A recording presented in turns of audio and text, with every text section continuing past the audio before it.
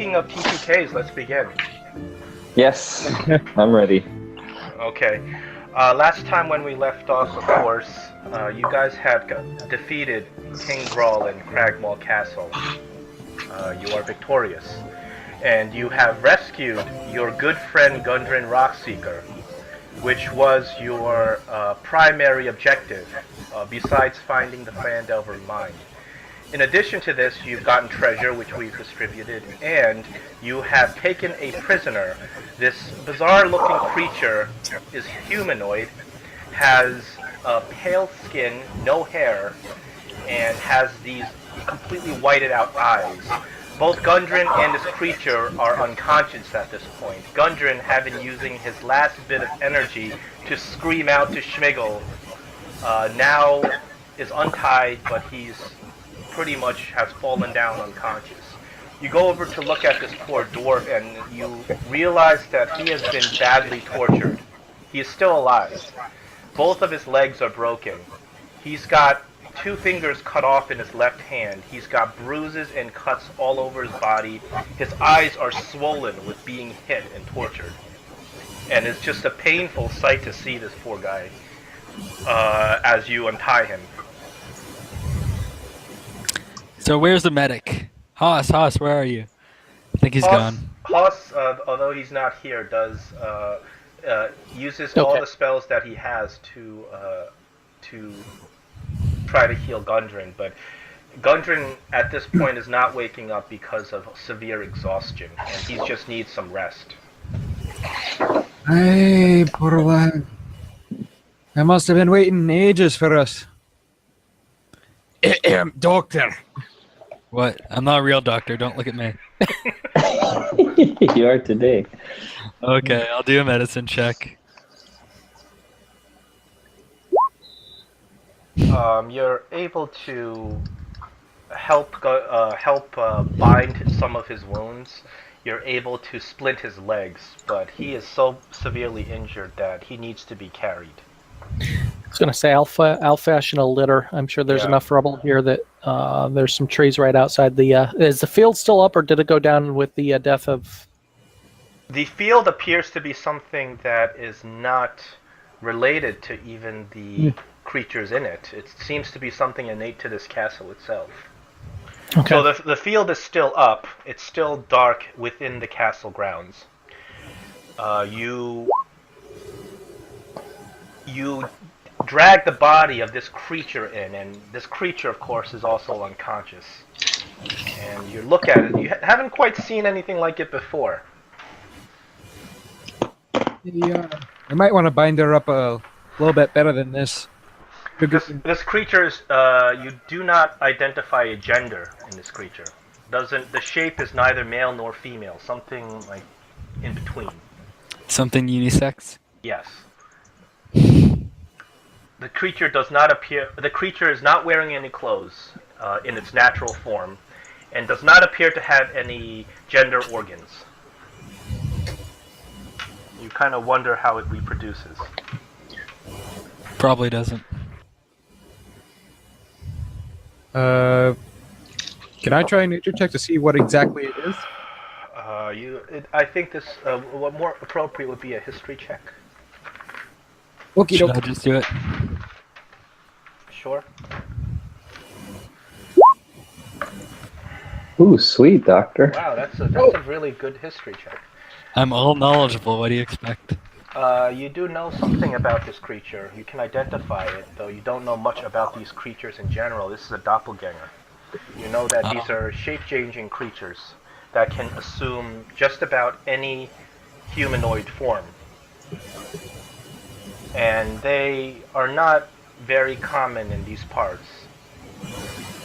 They mostly are found down near the Kalishem. They get intricately involved in social politics because they can assume any form. They are often used by very rich nobles and lords to backstab other nobles and lords. And they also are very commonly found in places like thieves' guilds, anywhere where deception would be very important. They generally are mercenaries and don't ascribe to any particular principle or value. They just care about making money. Okay, I'm gonna relate all this to everyone. They're very So- intelligent species, So- equivalent to any humanoid race, any humans in general. Okay. So this That's not Schmigel very would be a intelligent. doppelganger. Oh, good. All right. And now Schmigel starts double tying the doppelganger together to make sure if any kind of form comes around, it'll have about 20 pounds of rope around it. You tie it so tightly that there's just no possible way that it can even move its limbs right now. Even if it were to awake, which it's sleeping.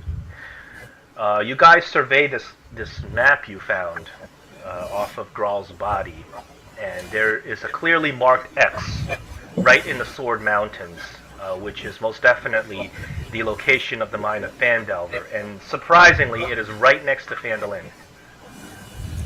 Huh. Like that. Like you could have, you may have even come upon this location if you were out for a stroll or something. Schmigel falls in the hole. Yep, likely. Okay. First things first. Let's make sure that Gundren is in a nice soft spot when he wakes up. Let's make sure the doppelganger is a nice hurtful spot when he or she wakes up. And let's make sure that this map keeps very, very close away. So, Doctor, Yeah, can you do me the honor of being the map holder? I was already holding it. All right, good. Good man. You're about the only one I know who can trust with a scroll. Well, at Oh, this good. point, you've looked at this map so much, you've committed to memory. You know where this X is. Yeah, but if it's anybody who can hold a piece of paper and hold it to his very death, it's him. Obviously. So, Schmigel's gonna go pick up the doppelganger and carry her off to like a side room somewhere in the that's has like maybe 3 walls. I whisper over to Nimbex. Looks like Schmigel's about to get busy. The doppelganger is unconscious. You want to wake him up? I Not think yet. Schmigel likes it like that. Not yet. Not yet. I'm just gonna take a short rest as I'm sharpening my axe in So- front of the doppelganger. As you're taking a rest, Zunimar stumbles in, and you can tell that she is exhausted. She can barely stand up, and she's propping herself up with her sword. Hey, Sunimar, Victory! take a rest. Sit down. And she collapses onto the floor, onto her knees. The victory is ours. And a damn good one. Here's a little bit of meat. She will sit down hungrily. She's in the room with you with this other doppelganger, and she's busy eating. So you guys, would you like to take a short rest in the castle? Yeah, I think be a good idea to go out and get your squad of mercenaries and let them know it's safe to come in and just maybe take up guard positions, maybe. As you go out to check up on your men, they actually are right at the barrier, and Theobald, he's the leader of the men, comes up to you and says, "Lord Schmigel," Hey, and he says, "We have seen battle out here." And you can see that each of the men are carrying these bloody sacks, and they all throw the sacks on the ground, and 12 heads of hobgoblins just roll out. It's like they were planning to ambush you on your way out, but you did not give us the signal to answer, so we held our positions, and we were ambushed by these hobgoblins. And he says, "I am sad to report, Lord Schmigel, that 2 of our men have died in the battle." I'm very sorry. He says, these were stalwart men, but the battle was intense, Well, and we Oh. were caught by surprise. I'm sorry for your loss. Your men, But the battle... your men are down to 10 now. Very good. Well, tell them all to take rest. Keep positions around the castle in case more shall arrive. We shouldn't be long here. He says, "Aye, sir."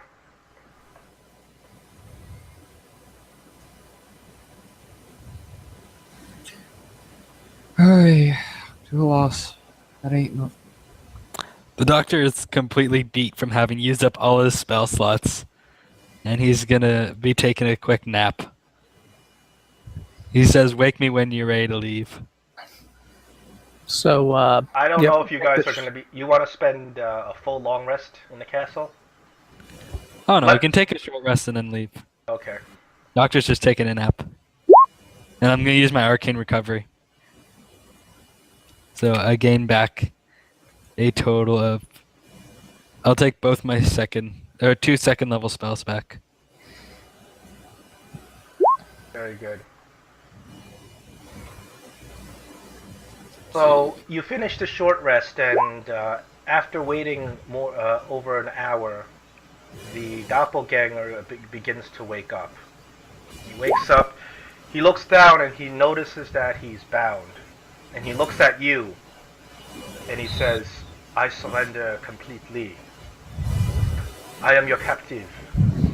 I will cooperate." Well, a simple good morning would have sufficed, but I'm glad for your politeness.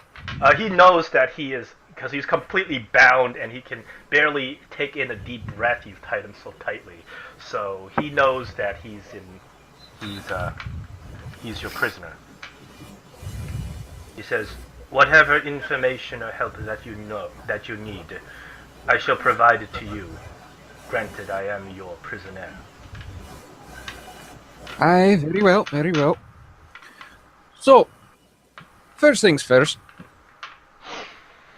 What was the plan of your old King Groll and the spider all taken on down in Phandelver? He says, "I work for the Black Spider, but I am a mercenary, nothing more." And then as he is talking, you see that Zunimar, she was napping, and then she wakes up and she looks at him and she says, "I know that voice." The doppelganger turns to Zunimar, and you see that his face polymorphs into this elf.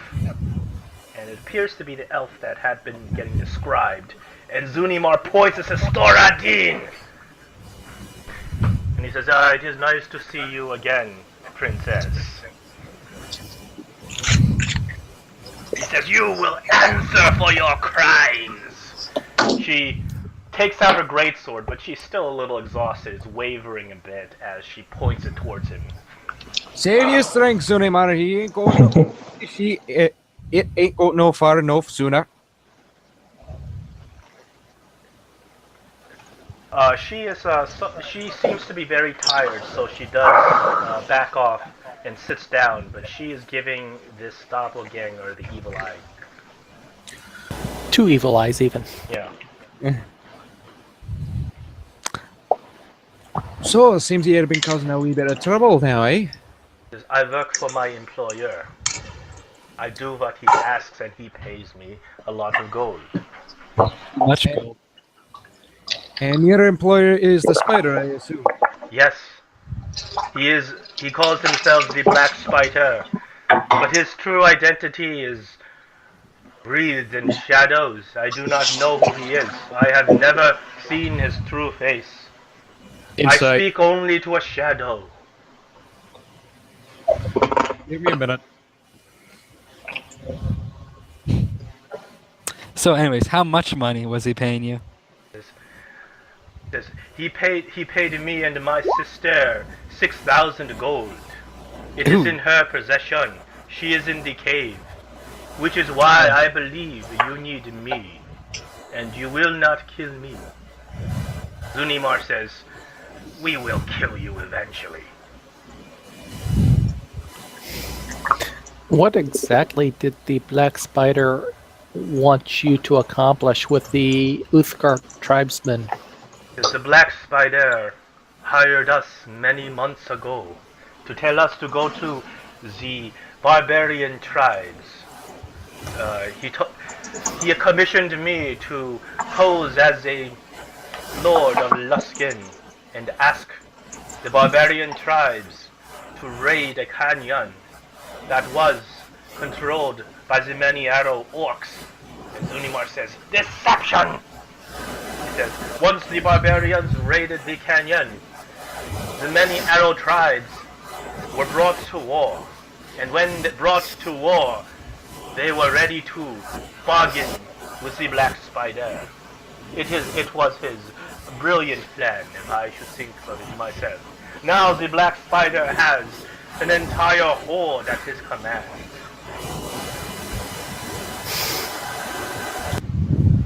Well, ain't that la-di-da. Well, one less trouble to take care of afterwards. So you said 6,000. That'd be 3,000 apiece. You could buy an awful lot of spells with that. Do you happen to have the money left on you? What I have, you have taken already. My sister has the money. Schmigel, we have to find this sister. Wait, how? Hold it! If you don't define yourself as Gale, oi, how do you? Never mind.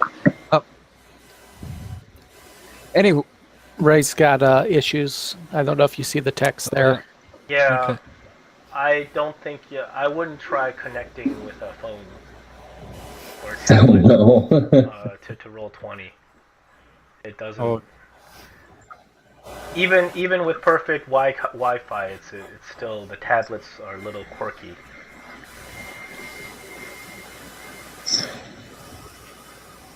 He can obviously hear, I think. Yeah. Yeah, Yeah, see? he can hear. No, we can't. I Okay. don't think I can hear you guys. uh-oh. Oh, he doesn't think he can hear. Okay.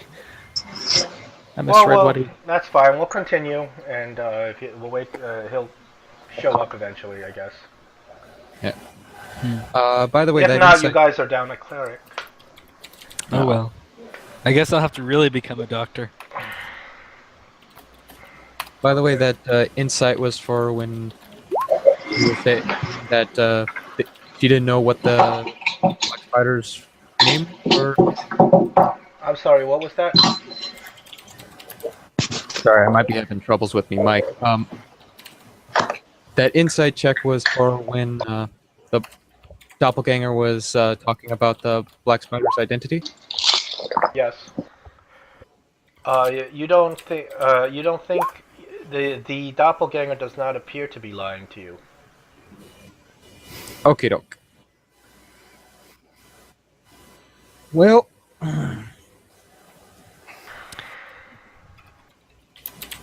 uh-oh. Alright.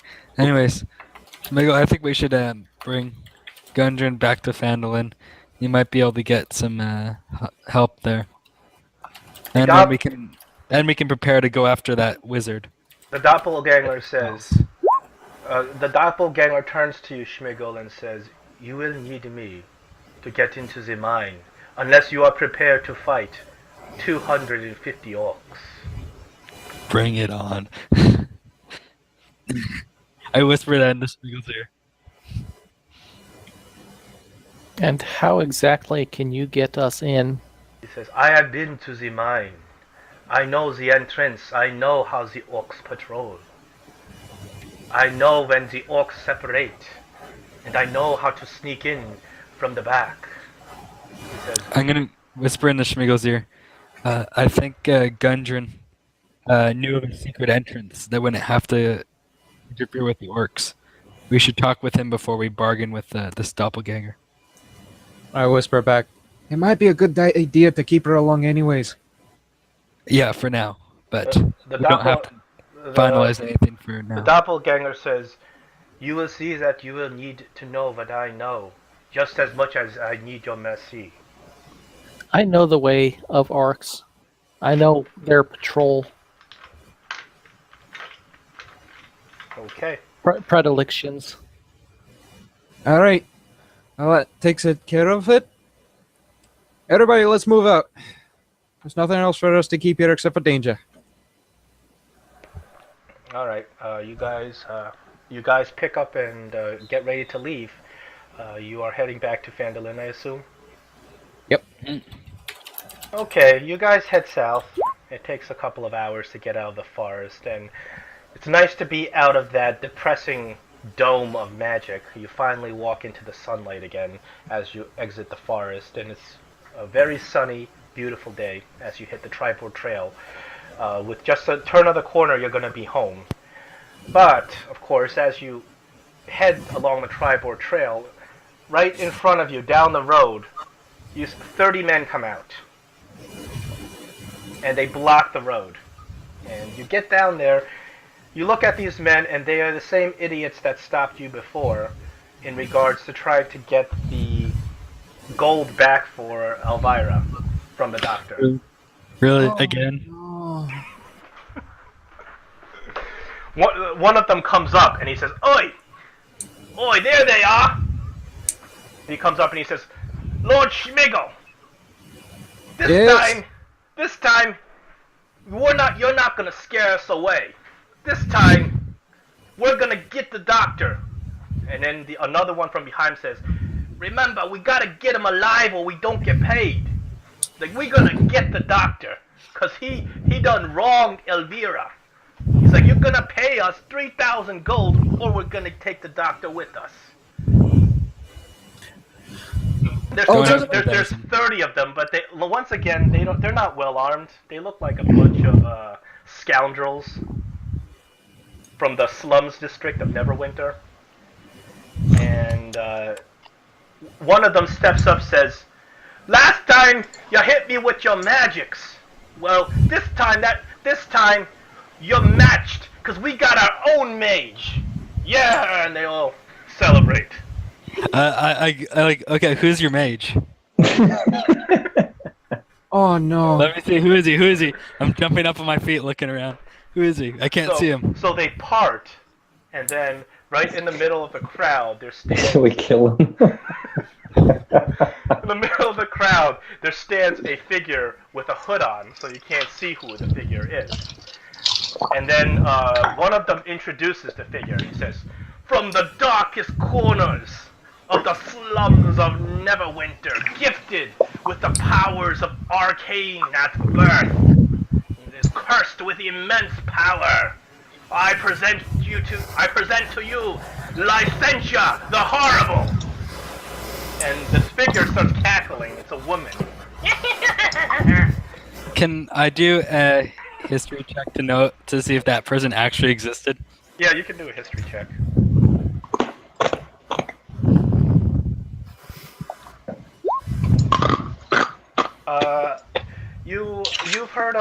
You've heard of somebody named Licentia in the slums, but it's probably you heard that she is some hermit that lives down in the sewers.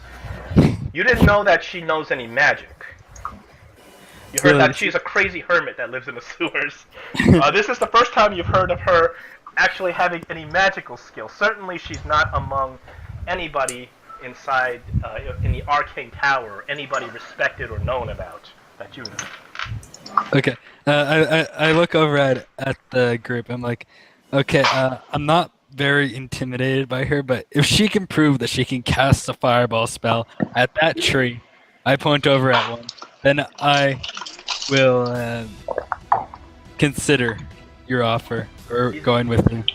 One of the other fellows says, "You best be careful what you ask her. When once her magic is unleashed, it wreaks destruction across the realms." Ah! Yeah, likely she'll just blow all you up with her. Doctor, you've made a serious mistake here, and I don't know if I can protect you from it. Schmigel, your men turn to you and say, "Do you want us to clear this rabble?" Hold it be. He's gotten himself into a hole. We'll wait until to see if he gets out. And she says, she screams, "Behold, the power overwhelming!" And indeed, you see her hands start flaring up in light. Like she indeed is casting a magic spell. And then she starts vibrating and shaking, and you know that this is not part of normal spellcasting. She seems to be exaggerating or acting out or doing something really bizarre, or she's just crazy, and she starts vibrating. Or she's about to explode. One of the men says, "Destroy them! Destroy them all! Show us your power!" How are these men armed? They are armed with crude weapons, like rusty short swords, daggers. Missile weapons of Some of any them type? have miscellaneously patched together armor. They're not exactly a fighting force. So what I'm going to do is roll a d10.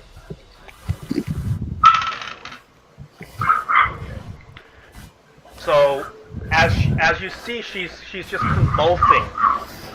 Electricity starts swirling around her in this fantastic display, and then she just screams, and her hood comes off, and you see her eyes are shining in electricity, and this big bolt just shoots out, but it doesn't shoot at you. She misses, and she shoots it into her own allies and fries 4 of them. Called it. And she screams, "Ah!" Yeah. Not You're impressed. so- I just start walking down the path, ignoring them. You're so lucky that she's got horrible aim, because after that... Oh, yeah. But as you walk down calmly, she fires up another electric charge. And you can see that everybody around her, they look scared and they are starting to run. But she stands there completely just enamored in what she's doing. So I'm going to roll another d10. Oh boy. You done goof now. Look at that face. Look at that face. Oh my god.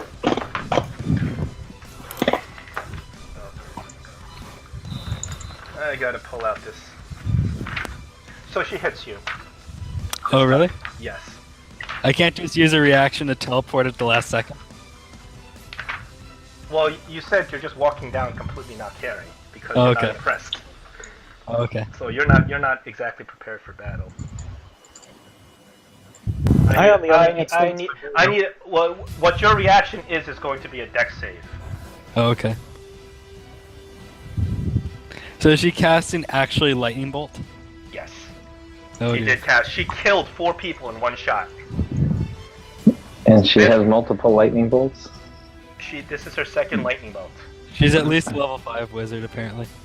Or level 5 something. That's a history check. I need a dex save. Oh, that was from before.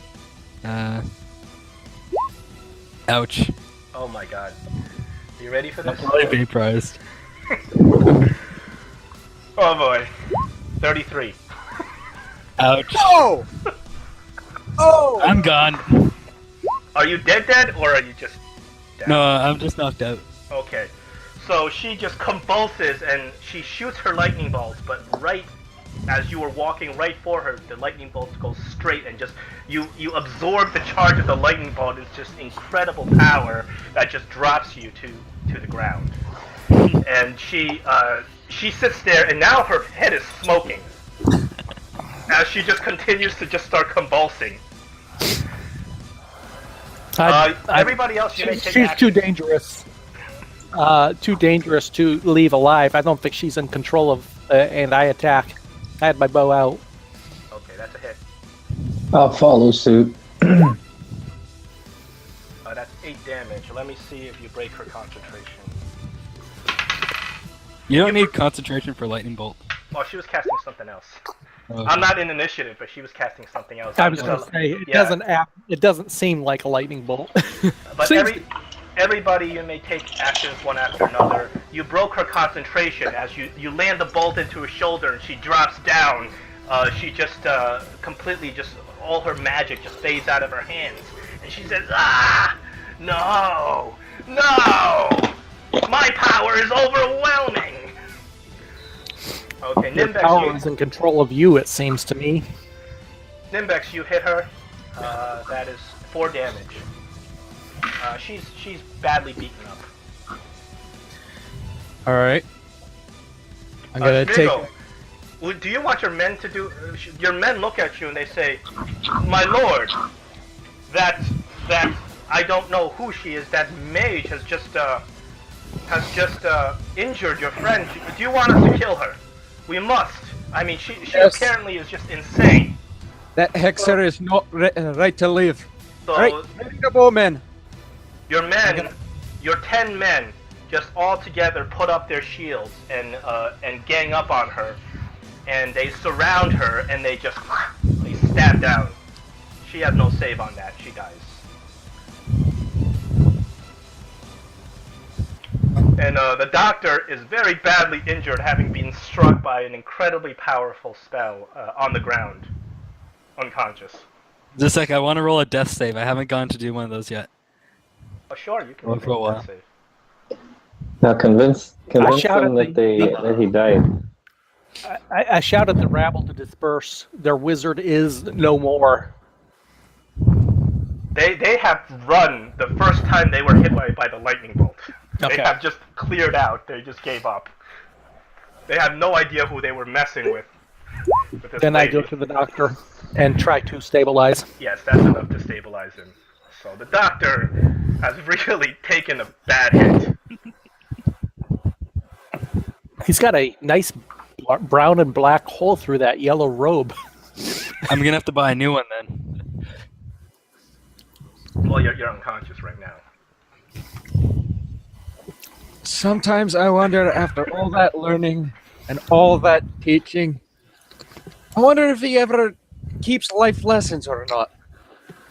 The next... So you guys are sitting there just wondering, did the doctor get what he deserved? You're kind of like contemplating this as he's on the ground. Absolutely. And then one of the thieves actually runs back to you.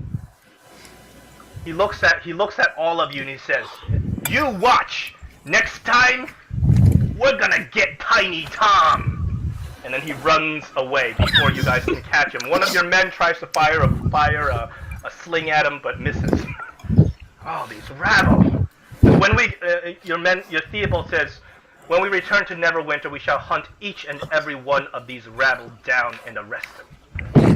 Hey, I don't think it's not necessary. What was this all about? He says, "Attacking a lord. This is uncalled for."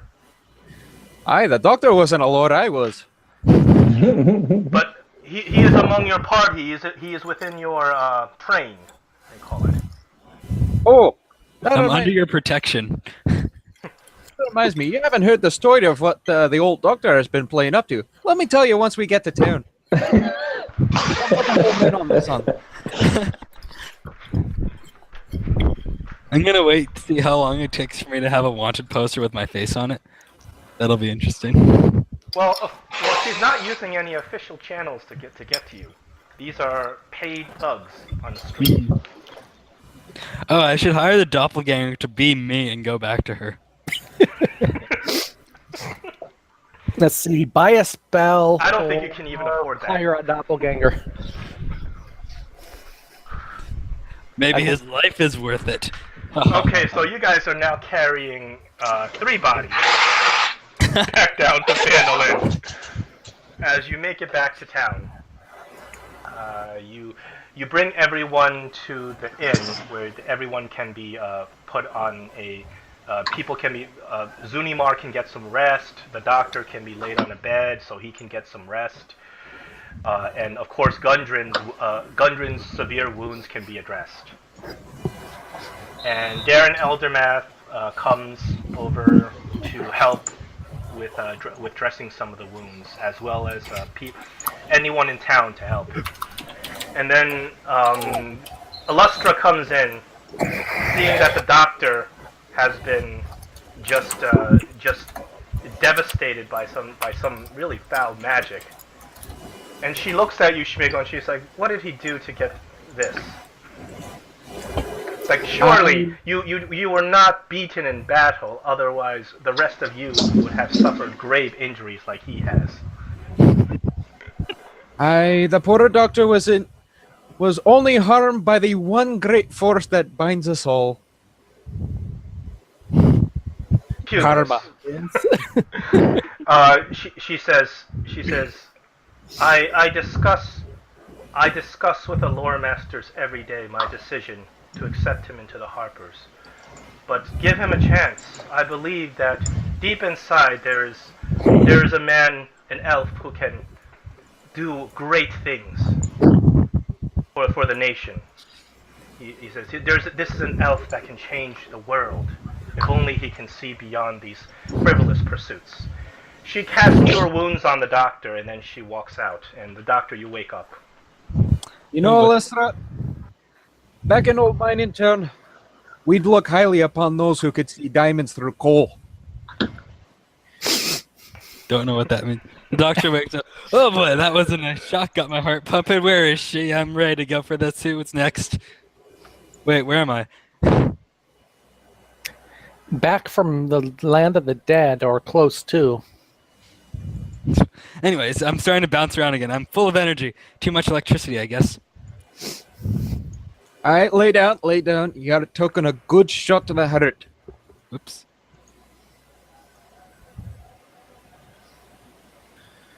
So lay back, take a nice swig of something from the pan. We'll get everybody back into norms. Hello? Okay. Yep.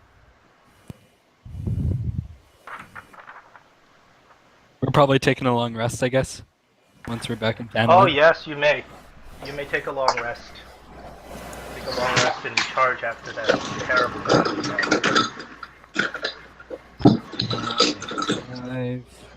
So the party rests for the rest of the evening, and you wait until morning. You've been tending to Gundren's wounds all night. He is doing okay. He is recovering. He's gaining back some of his strength. And sometime towards the morning, if you're waiting next to Gundren, he starts waking up. And you can tell he's just waking up from a terrible dream. He says, I won't tell you a thing. You can cut off another finger, but you can't break a dwarf spirit. Ah! And he wakes up in a cold sweat. Hey, Gundren, alright, hey. He grabs you in this embrace. He's a schmegel. Oh, Iron Belly. You Gundren, saved you're my alive. life. God bless you. Oh, I am so happy to see ye. But we haven't any time. We must go to the mine at once. And Gundren tries to get out of bed, but his legs are broken. Hold it, boy, hold it. Yeah, relax us. Hold it. Oh, just the mine. The mine. You must get to the mine. Me brothers are there. I Fardin know. and Nundro. They're there with the black spider. And 250 I don't know if orcs. they're alive. 250 Be on the way as soon as we can get a posse back together. But first, you need to rest your ass backwards, my friend. You lay him back, and then Gundren says, "It was my own fault. I was too excited about the mine. I told too many people. I don't know how the black spider found out. I don't even know who he is. So tell me, what do you know of this black spider?" Well, I know he's been cursing a lot of shit that has been around here, I'll tell you. I saw he came to question me once, and he said, but I did not see his face. He was wraithed in shadow. I don't know if he was a demon, or a ghost, or a spirit. He spoke in echoes, and he didn't touch me, but he almost broke me, got the hairs of me back standing up. It's all over in here, Gundren. I hand him a pint. Ah! Oh, it's been too long! And he just, you can see, he just plops his face in it, engulfing it. Hey, something to calm your nerves. Okay, you wait a while, and Gundren finishes his drink, and he seems a little bit calmer, having had the drink. And he looks at you and he says, you have to go to the mine. It's real. The Mine of Phandelver. I seen it. Me brothers and me, we found it. The dwarven halls of our ancestors. It is ours. And the black spider would have it for himself. Hey, that's what we've been told him for the past couple of days with a little prisoner now. You see the poltergeist that we've, polymorph. Doppelganger. Doppelganger. I know that fake one. Hey, we got him stringed up. Don't worry about him. But he was telling me there might be a secondary entrance to the Lost Mines. He says, aye. The entrance to the lost mines is caved. It will take months to mine through that. He says, but we found a side entrance in the mountains. He says, but the black spider knows of that entrance already. And he has used it to enter the mine. And he is there as we speak. You wouldn't by chance know any other sort of passages through it? There's would that I knew. I would tell you, Schmigel. But he says, I could not do it in time. Secure the mine before this black spider attacked. He's like, I spent days in that cell contemplating who this villain could be. He says, I don't know, Schmigel. I haven't enemies that foul. Looks like we're gonna need the help of that doppelganger then. He'll be in. Now, Alright, okay, go. Alright, Gundren. Thank you very much for your help. We'll be on our way to the mines in no time. Gunnar says, wait, let me come. It is me legacy. Yeah. Oh, who am I kidding? I can't even move. Now, Gundren, before we go, there's something I need to ask you. What did you tell, or what did you let loose when you were talking about the Mines of Phandelver that could have gotten back to one of the leaders in Neverwinter? Gundren says, I spoke to Lord Nox to begin forging the alliance between the dwarves and the humans of Neverwinter, but none other. So it looks like that guy was telling the truth, Smiggle. Hey, I wouldn't doubt it behind him. And here I was But hoping me for a brothers, bit complex. I know not who they spoke to. But you know Thardin, you know Nundro. They would not tell anyone if they knew this.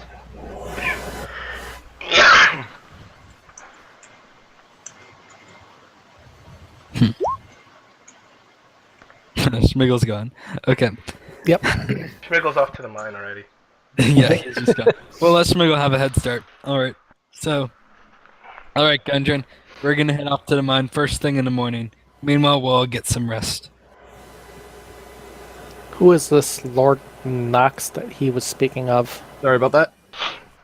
That was from one of the days that you weren't here. The party went over to Neverwinter, and Lord Knox is the head of the Lord's Alliance. Okay, the head of the Alliance. Yeah, so okay. he granted Schmigel a title, a minor noble title, which is why Schmigel's walking around with the cape and everything. And has Sir on the front of his name now. Yeah. I mean, there's still quite a lot to climb to get up really high, but it's a... Mm-hmm.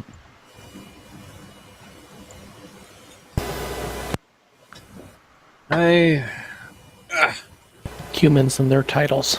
They can keep them. Yep. That's Well, what I excuse said. me. You're not even a human! He's a dwarf, actually given a human position. Yes, but does said dwarf really think he's going to be able to climb the ladder of human nobility? Possibly, yeah. Probably bet he not, can. but, it's possible. I believe in Schmigel. He can do it. He can become a human if he wants to. Hey, Hassan, you know what I believe in? I believe in getting some land and having a home for me family. What family? And Thought you were living a out woman. your life on what, a human farm? Hey, a you know, farm like humans. a tire too. Get a little sun in. I have dreams after this, don't you know? I believe you do, but that's Yeah. not a dream I would attribute to someone of your standing. Aye, but all in good time. I'm still quite a young dwarf. Aye, that you are. You will be allotted your own fiefdom as a lord, but Neverwinter's kind of backed up on its clerical problems, so it'll be a while. Yeah. Sorry, hold on a sec.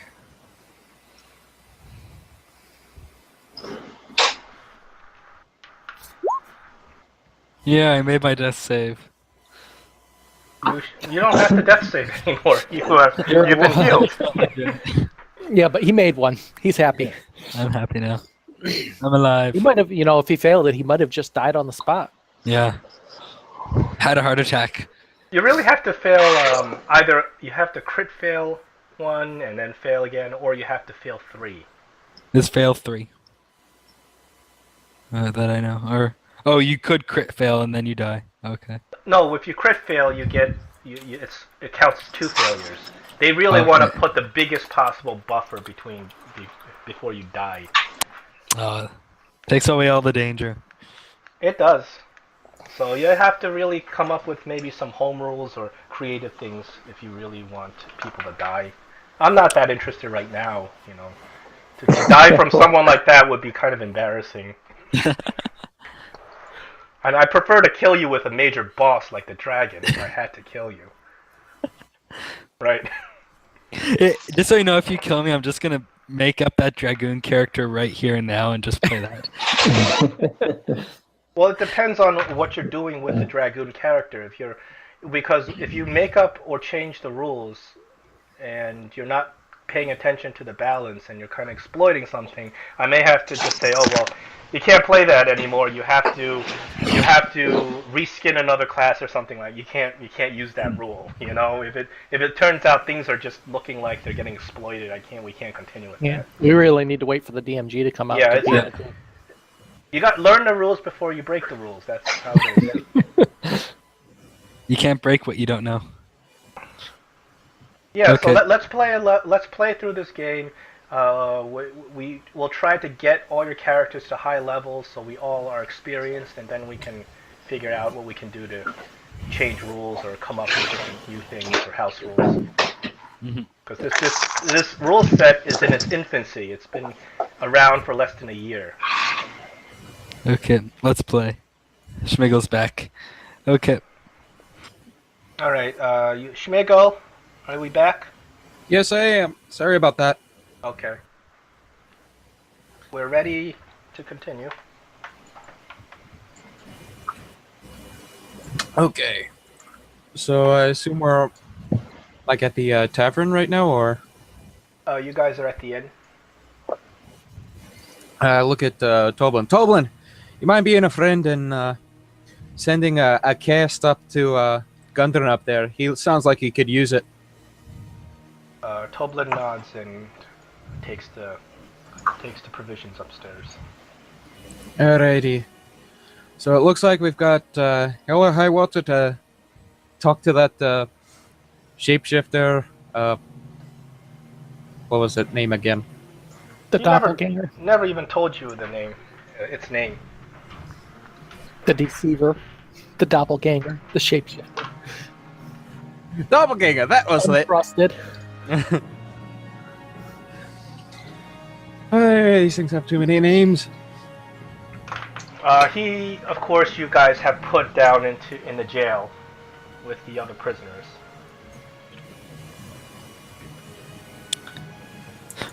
As we go down, say looks like we interrogate someone down here every other day. It's becoming a habit. And how many times do we have to play good cop, bad cop? We're You gonna be walk bad down. cop, bad cop. You're Wanna do bad shocked. cop, bad cop?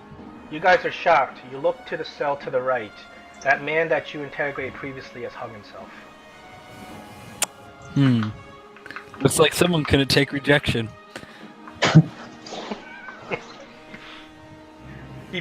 didn't have much to live for at that point. He would have hung anyway.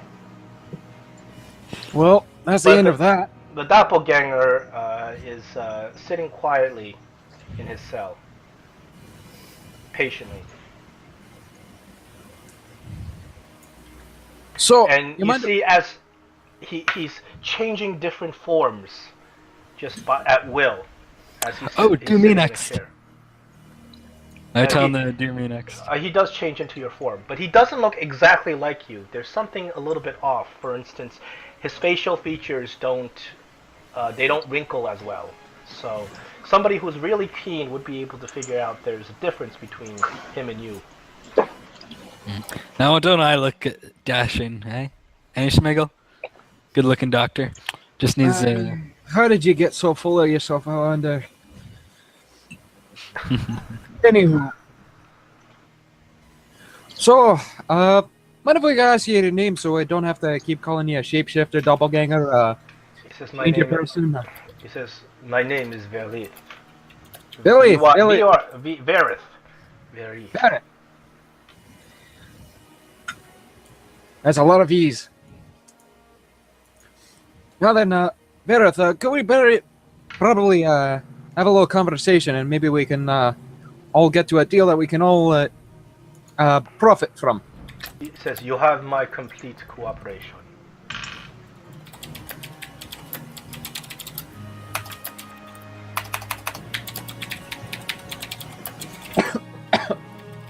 Sorry, just choking on something. Alright. So, first, perhaps you could tell us where the location of the other entrances to the Mine of Phandelver are, and we can start off of that. He says, this we already knew. He says, there is a primary entrance to the Mine of Phandelver, and it is caved in. There is a second entrance that has been mined by the Grok Seekers, and that is the entrance the orcs are guarding. And are there any more that we should know about? He says, well, the Black Spider, I know not what he or she is, but it is a creature of immense power, for this creature brought 250 orcs south without a trace.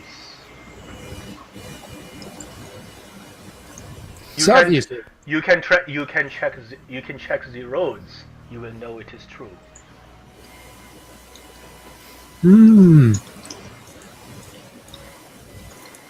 So there's only one way you can go from there. That's either up or down. So, probably a mine has been placed underneath. He says, I have been inside the mine. I will tell you what I know. Inside the Mine of Phandelver, there is a forge of spells. This is the power of the mine itself. He who acquires the forge of spells acquires the power of its magic. But the Black Spider has yet to find a way inside the forge of spells, for there are ancient traps and wards that prevent any from arriving there. But given time, I believe he will reach it. Just has to throw enough orcs at him. And then eventually he'll get through. That is exactly correct. Hey. He says, and you see these orcs, they had not believed that the bad Black Spider had found this mine. The orcs have lost it for this mine for centuries, for they have lost it long ago.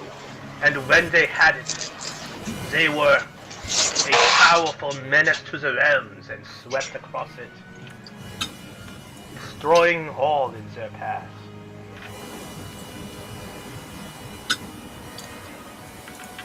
So what do you propose? You said we needed you. He says, I can get you inside the mine, but beyond that, I have no more power. I can get you past the orcs, but I need a distraction. He says, for you see, in the night times, the orcs separate their forces into thirds. 1/3 of the forces will patrol the north. 1/3 of the forces patrol the south. The final third of the forces will guard the entrance with their ogre. And he says, if there is any distraction, however, I know the path of the greatest shadow to bring you inside the mine without being even seen by the orcs. Says, I will do this for you gladly, I am your prisoner. But I ask that you spare my sister. You may bring me to justice and execute me if you wish. But my sister, she is young. And she is not meant for this kind of business. I am heavy on my conscience that I brought her into this mess. Alright. I think we'll spare your sister, might as well. But I think if you want your redemption, you'll have to do something else for me. But that'll wait till we get back. Yes, I am your prisoner. I have no recourse to say no. And where is your sister, by the way? She's in the mines. She has taken a liking to the black spider. She is misguided. She has become his right hand. But I will talk to her. I will convince her to not fight. And to leave and go back to our home. Then with me, do whatever you wish.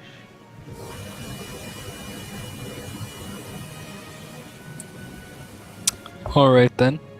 So we'll rest up and then we're gonna head out to the mines in the morning. You'll be coming with us. Of course. Hey, this is gonna be hard to talk to Zunimar about. We can have her make the distraction. I'm sure she'll be happy to do so. Zunimar is very happy that you have captured her Thoradin. She's upstairs. She has not heard that you're going to be taking him anywhere. She's sitting there guarding the mayor's place. Well, Zunimar, I got some news for you. Yes. Oh, on the good news, you're gonna have your friend all the way back to Yitride, and all the business of law will be done and over with. Yes, that brings me great joy that my mission can be completed. And all thanks to you. You are brave and noble. But there is one catch. And she narrows her eyebrows. She will. Shapeshifter will only have freedom for maybe 2 days. Freedom! Sort of. She'll be under our orders. She'll be under our prisonership, and she directs us to the mines in order for to get. After that, she is yours. I need you to roll a persuasion. However, you roll a persuasion with advantage, given that Zunimar highly respects you at this point. Wow, I got. Respect? What's respect? I kind of forgot what it meant after a while. Oh, thank God! Oh, that would have been ugly. That would have gotten ugly. Anyway. Is that really a 0? That's a 0, because I think you have a negative on your charisma. John, I think you should take away that advantage just to see what happens. No, don't you want to get to the mine already? Zunimar says, "You want to be killed." She says, "The words you say are wise. These are things that I must learn if I am to become a chief one day. That sometimes it is necessary to release even the greatest villain for the greater good. She says, I will trust in your judgment. Thank you, Zinimar. Really good work, Schmigel. For a moment there, I thought you put your foot in your mouth. I know, I was quite close myself. Or maybe put her foot in your mouth. Oh, if you're into that kind of thing, go ahead, Schmigel. Alright. We take the day to get set and ready for prep. And tomorrow we ride. We'll probably walk, because I don't think the horses will like the mountains very much. It's a figure of speech, my boy.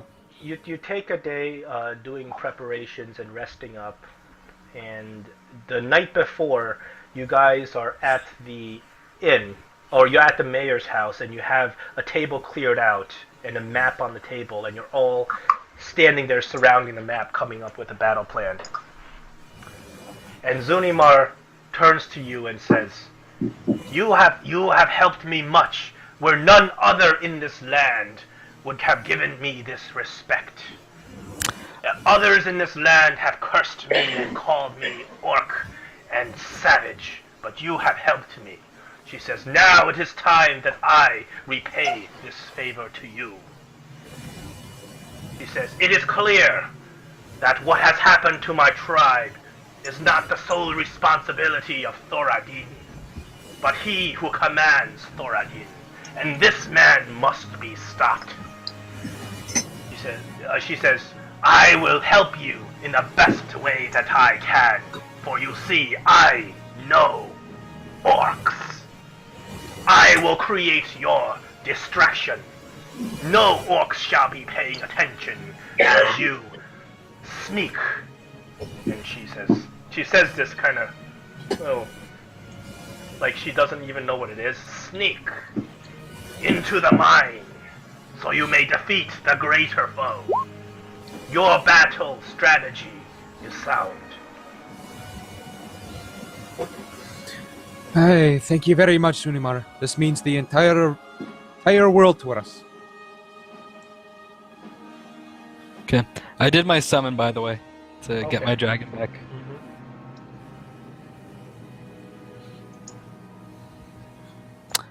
Well, anyways, for our approach, Strax recommends a full frontal assault with a minimum casualties of 80%. 80% on orcs or you? Well, us. Well, you don't get the Doctor Who reference? I don't remember that one. Oh, okay. Did you ever take battle strategy back in those schools? I know that they're very varied and wild about, but did you ever conceive maybe looking into an army book at once in your life? Nope. Anyways, this was Strax recommending that. I don't think I'm going to listen to him anymore. Last time it didn't work. It worked out last time, but very nearly didn't. Eldermath says, if you are fighting orcs, even with all of your men and everyone present, to challenge close to 100 orcs is suicide. He says, your men will fight bravely no matter what you order them, but it is foolish to assault them head on. Likely. I flick Strax on the nose. Hopefully teaching him a lesson.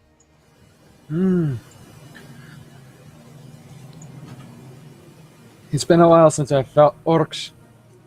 Orcan strategy is not the most, shall we say, cleanest.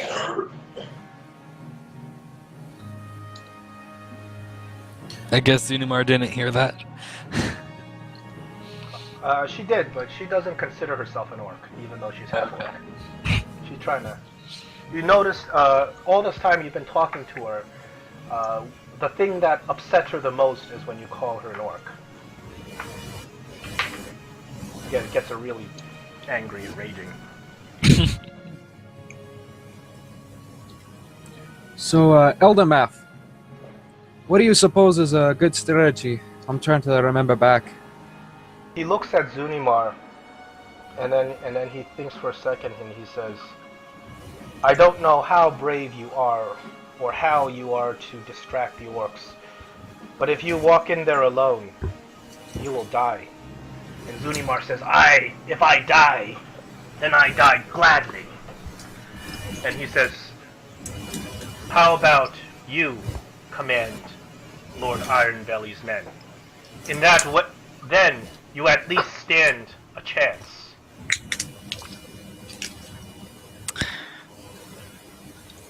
You know, if I were doing it, I'd walk in and challenge a leader to a duel. Drag out the duel as long as possible, win it, own the entire orc. Zunimar says, I mean, that is he's exactly awesome. what I plan to do, but you see, orcs don't work that way. Just because you beat the leader does not mean you lead their horde. No, it is an honor. It is what they call the challenge of Grumesh, where I may challenge the leader solely for the privilege to battle the leader. But if I win the battle, I will be killed regardless. It does not make me leader. That's too bad. Orcs have Orcs no are sense of honor. They are stupid, but they are not that stupid. Too bad.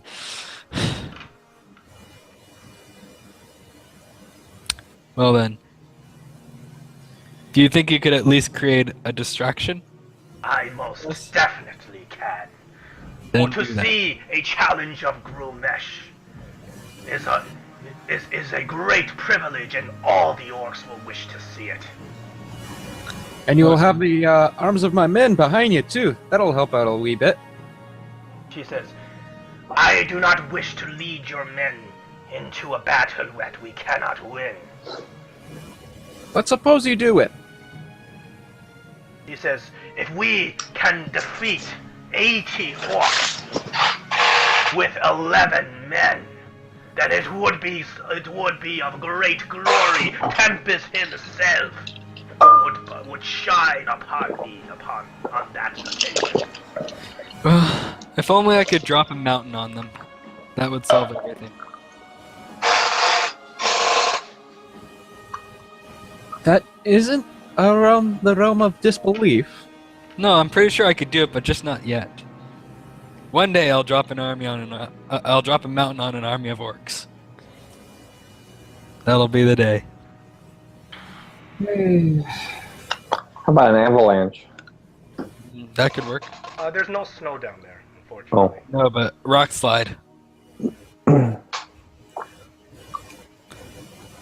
It's too bad we don't have any Remember, classes. if you mess with the integrity of the mountain itself, you really risk sealing off the entrance forever, or sealing yourselves in the mountain. Probably. Assuming that you even had the dynamite or whatever you need to be able to mess with. Meteor storm. Just send 3 meteors into the mountain, see if that brings it I don't down. know if they've discovered gunpowder in the Forgotten Realms yet. Probably some gnome somewhere has been formulating it right now, but not something that's commonly used. You don't have pistols and stuff. It is in the DMG, though. It is? It is? Yep. I've been You have- looking at the... Oh, you mean the basic DM guide? No, the previews that have been coming up of the new DMG, Oh, really? Yep. Oh, wow. You know, Yeah, I'm reading the DMG from the first edition Advanced Dungeons and Dragons, and the first thing it says is that this book is for the DM's eyes. Players should not read this book until they are ready to DM their campaign. I'm just like, nowadays everybody is expected to have at least a monster manual edition of Player's Handbook. Yeah, things have changed since back then. Because back then it was all the responsibility was on a DM to control everything. I remember first couple times I DM'd, it kind of went horribly. Felix can remember that. Yeah, you know how hard it It is. wasn't that bad. It wasn't that bad. Well, we all know how hard it is to DM and how much it takes to DM. You have to do proportionally like 5 times the amount of work everybody else has to do. Yeah. But in the past, they really kept it very strict. this is what you have to do, and actually half of the rules that you need for combat weren't even in the player's handbook. They're in the DMG. And you don't know what happens if you try to do this or grapple or jump over the pit. All right, let's continue. We are sitting around the strategy table. So Zuniman, if you're gonna make the distraction, suppose where do you think you'll start? What was that?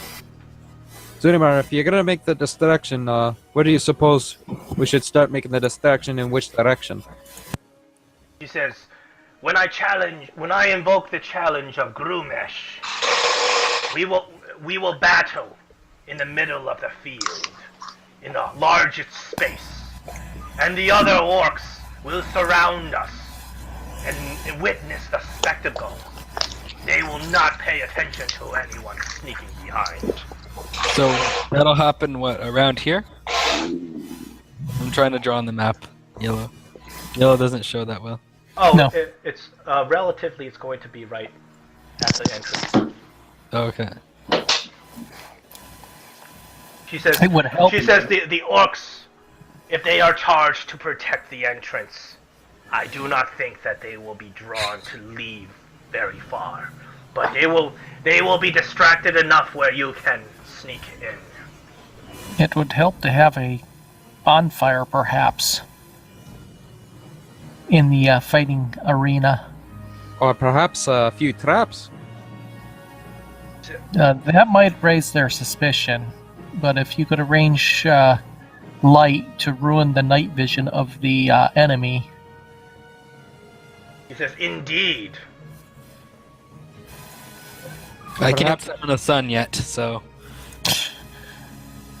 And perhaps a few archers of my men could take it high in the trees. Well, we're either going to sneak in, or we're going to fight them. We can't do both. I thought the plan was to sneak in.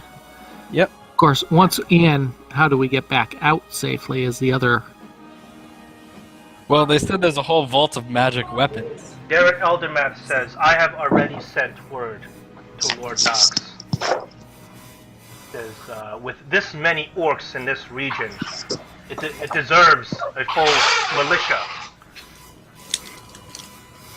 Okay, so we'll have some backup at least.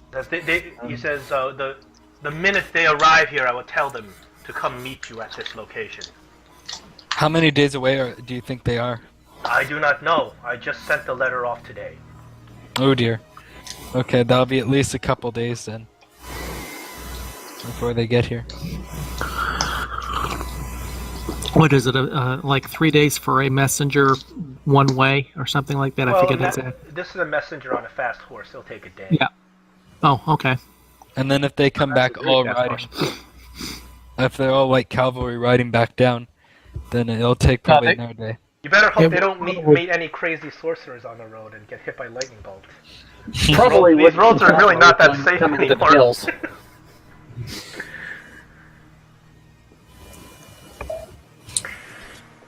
So, Of course, we could hold out within the mines easily enough. Defending a small entrance would be relatively simple if we needed to. And especially if we get hold of those magic weapons, then the orcs might even surrender. that could be a possibility. Intimidation has always been a key feature in my artillery. You're not Alright. sure about the urgency of the situation. You don't know if the Black Spider has already found access to this magical forge, in which case that would make him very powerful. I'm gonna send Strax out to fly along the mountains to ahead of us, and What- he's gonna come back. What is your distance in communication with the... I can stay in communication for him up to 1 mile, but he can fly wherever he wants. So he can fly off and then come back later. He does fly off. It takes him a couple of hours, and he comes back, having flown around the area that you guys are looking at. you're not able to see exactly what he sees, but he is able to communicate to you as a familiar that there are a lot of trees growing right next to the mountain. There do seem to be a couple of orcs patrolling in the area, but you see that hidden behind the trees is where that entrance is supposed to be. Okay. He did not fly any lower because he got shot last time, and he's very mad at you.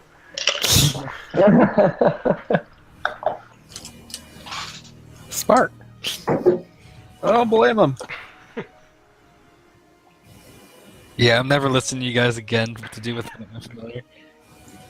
Poor Strax had to die. He's your familiar, not mine. Alright. So are we gonna head out tonight or are we gonna try and wait for the militia? It might be worth it to go ahead to prevent the black spider from getting those magic weapons. Dooney says nighttime will be best. For the orcs like to move and patrol at night, and their forces will separate. Very well. If I could handle them all in thirds at a time, that would be the best situation in handling the orcs.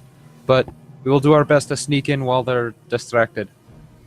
Zunimar, when you make your challenge, do you have to have the fight right away, or can you have the fight take place the next night? He said the orcs are not known for patience. I can vouch for that. Then can you fight for make the fight drag on as long as possible? She says that is the plan. There we go. That should be sufficient. I'm sure you could last days. A warrior like yourself should have no trouble. Poor orc won't last days.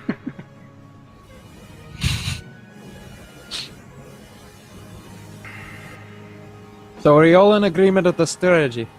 Yep, sounds good. Alrighty. This will be a big one, fellas. And I thank you all for coming. Dibs on all the magic scrolls. And the black spider's mine. What? We'll get to it when we cross the bridge, alright? Who else is gonna do what? Who else needs magic scrolls? What are they gonna do with magic scrolls? Nimbex? Yeah, but whatever scrolls you get, Nimbex gets too eventually, right? Yeah, but he can only use level 1 spells anyways.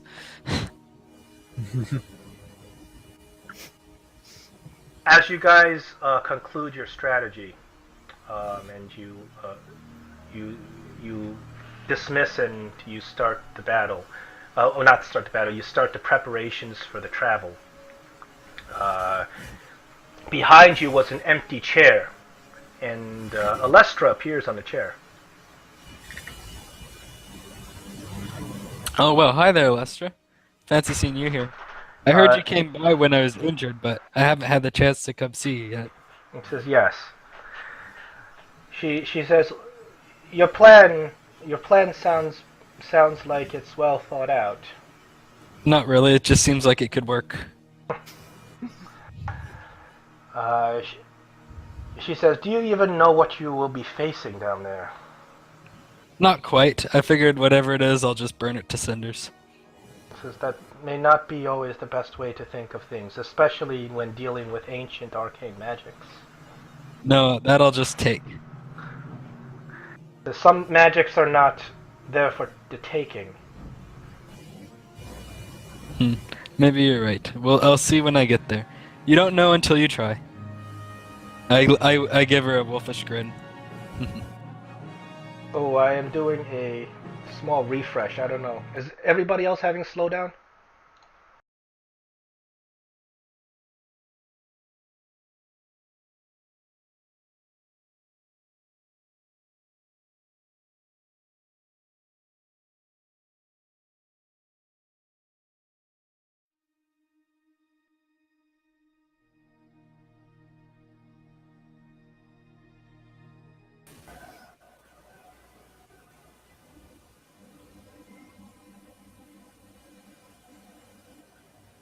Okay, I'm back. I just had to refresh for a second. Almost thought your power outlet blew again. No. It's not going to blow this time. It's clearly just connected to 3 or 5 different outlets, all over the place. I have to fix it later. So, Lestra, what is your opinion about all this now? She says, "You must keep focus when you enter the mine." He says, "You may be tempted to attack and seek revenge and destroy the black spider, but the most powerful thing in the mine is the forge of spells. For within it contains the power to create weapons imbued with incredible magic." Essentially, we get that and we win. Says, "But no such power would be left unguarded. You must be wary of what traps or guardians lay down there. If the black spider was not able to obtain the forge of spells by now, it will be very difficult for you to do so." Well, there's one thing he didn't have that we have. Dare I say it? Yes, I'm wondering what this is. Obviously me. I'm a genius. She rolls her eyes and she says, "I speak to the lore masters every day for you. Says, sometimes I question my own decisions." You'll get me special insight one of these days.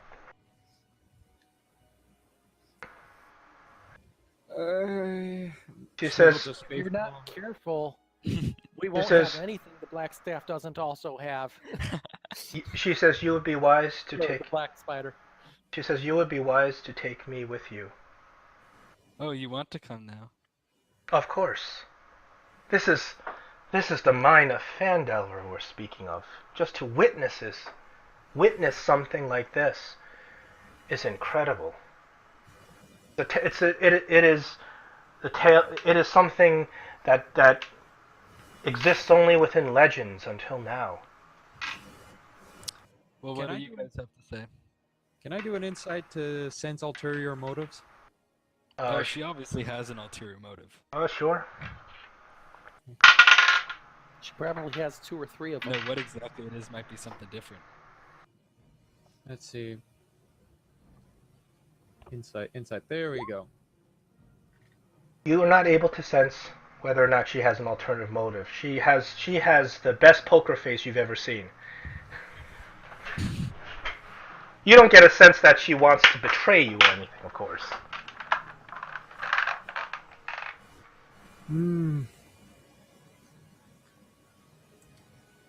Well, given my opinion, what do you fellas think? In or out? You sure, Lester? It'll be dangerous. We She won't be says- able to necessarily protect you the whole way. She says, "I can take care of myself, and I can That take is care of obvious. you as well." Well, no, thank you. If that's an offer for tonight, then I gladly accept. I speak to the lore masters every day. Perhaps I should rescind my decision. Castanar, what is your opinion? I say that another pair of hands and a brain amongst us can't hurt. Especially a healer. She says, my skills you will find very useful, both Index? in combat and out." I forget. Did she wear the Harper pin openly? I know she's a Harper. She but I doesn't can't wear it remember- I openly. don't remember if she wore it openly or not. She doesn't wear it openly. The doctor Okay. probably does, but she has it, tucked away inside her robes. Nimbix, what's your opinion?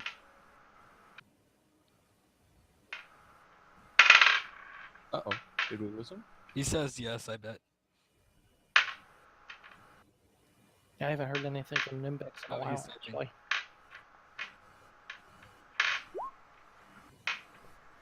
Oh, sorry. Oh, he's on a phone call. If she joins your group as an NPC, she does suck up experience, just to remind you. That's why I'm tempted not to bring her. Zuni will not be taking any experience because she will not be technically part of the group at this time. Well, we could use a healer, and she'd be technically replacing Hoss. Well, that's actually why I had these NPCs because sometimes we have absences and things like that. But this is something that she would most definitely want to be a part of. All right, Alestra. But first thing first, I get first call in the loot. I smile. Oh, Jesus Christ. She just shakes her head. She's like, she shakes her head and she's like, do you even aren't you even slightly interested in the fantastic lore, the stories, the traditions? I've been reading books for the past 75 years. I think a little more. He says, these are your books come to life. These are the things that you read about in those books. There you go. We'll The people who writes those books, they write it. Yeah. The elves are bickering over the dwarves' loot. Jesus. Mother didn't give me strength.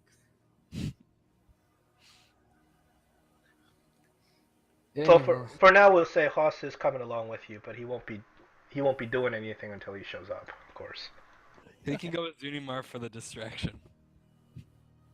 Oh my God, Ray's gonna show up and he'll be dead. Like, sorry, Hoss, you died. It was You got- valiant effort, but Yeah. the 250 orcs versus the two of you just was a little too much. You got mobbed by orcs and you just died. Last session, I'm sorry, you have to roll a new character at level 1. Hoss versus an army. Didn't quite work out. All right, are you guys ready to head over to the mine? Yep. Let us be off. Okay. The next day, you guys prepare yourselves. It's a cold day, and you strap in. You put your armor on, knowing that this could be one of the biggest days of your lives yet. All the men are standing at the ready, at attention, as you walk out of the mayor's house.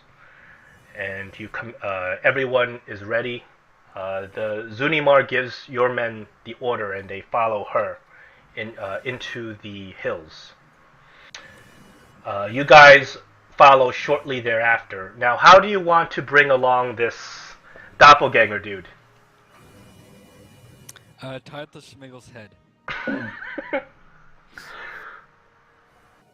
Schmigel's head? No, I think Yeah. he'll just. Yeah, tell me how are you bringing this guy along? Is he in front of you? Is he behind you? Him and I are chatting the whole way along, I guess. Okay. So he's He's Now- telling me about his life as a mercenary. now he's tied up still somehow or handcuffed Nah, or he's fine. so he's walking freely with you, walking along. Well, at least we he- have a he's, pair of we're tied to. manacles. He's tied to me with a rope. And a pair of manacles. Okay. He doesn't need manacles. I've You got a got- rope around his waist and If he's he tied could to me. shape change, the manacles aren't going to do anything. That's what I'm thinking. I have a rope tied around his waist, and that rope is tied around me too. Okay. So you got a rope around your waist that's around his waist. You're walking right next to each other, and you set off into the hills. As you move closer and closer, and the mountains peek over the horizon, you notice that there are a lot of trees in the area. And there is the spot that you're after, you see, is very dense and forest, and the forest is abutting the mountain itself. And Virith says, "Now that evening is coming upon us, the orcs patrol will be coming that way." He says, this is why we must go to the left. You see, going to the left is actually going into open fields. Going to the right seems to be more cover. He says, "Listen to me. If we run into these orcs, We will be overdone. I'm doing an insight check on him. Okay. So what about camouflaging ourselves here and letting the orcs pass before we proceed? He says, if we move far enough, the orcs will not pay attention. You're not able to tell with the two. Obviously not. He says, if you wish to try to hide and wait for the orcs to pass, you may. But I do not know how you are going to hide that one. And he points at Schmigel. A big shining plate mail, and his cloak is just flapping in the wind. Solid behind him. Let me verify. Class. You have that hunter's veil, or it's called Walk Yeah. Without Trace now. I have a camouflage ability. I just don't know if I have it yet. I forgot what it's called. It's a group camouflage. Yep. It's very useful. I don't know if you have it at your level. That's what I'm checking.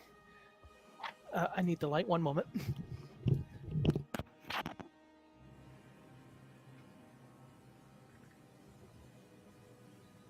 Now, just checking, does anybody speak Orcish? Nope. Besides Zunimar, of course. Goes without saying, but... No, I got Goblin, but that's all. Okay.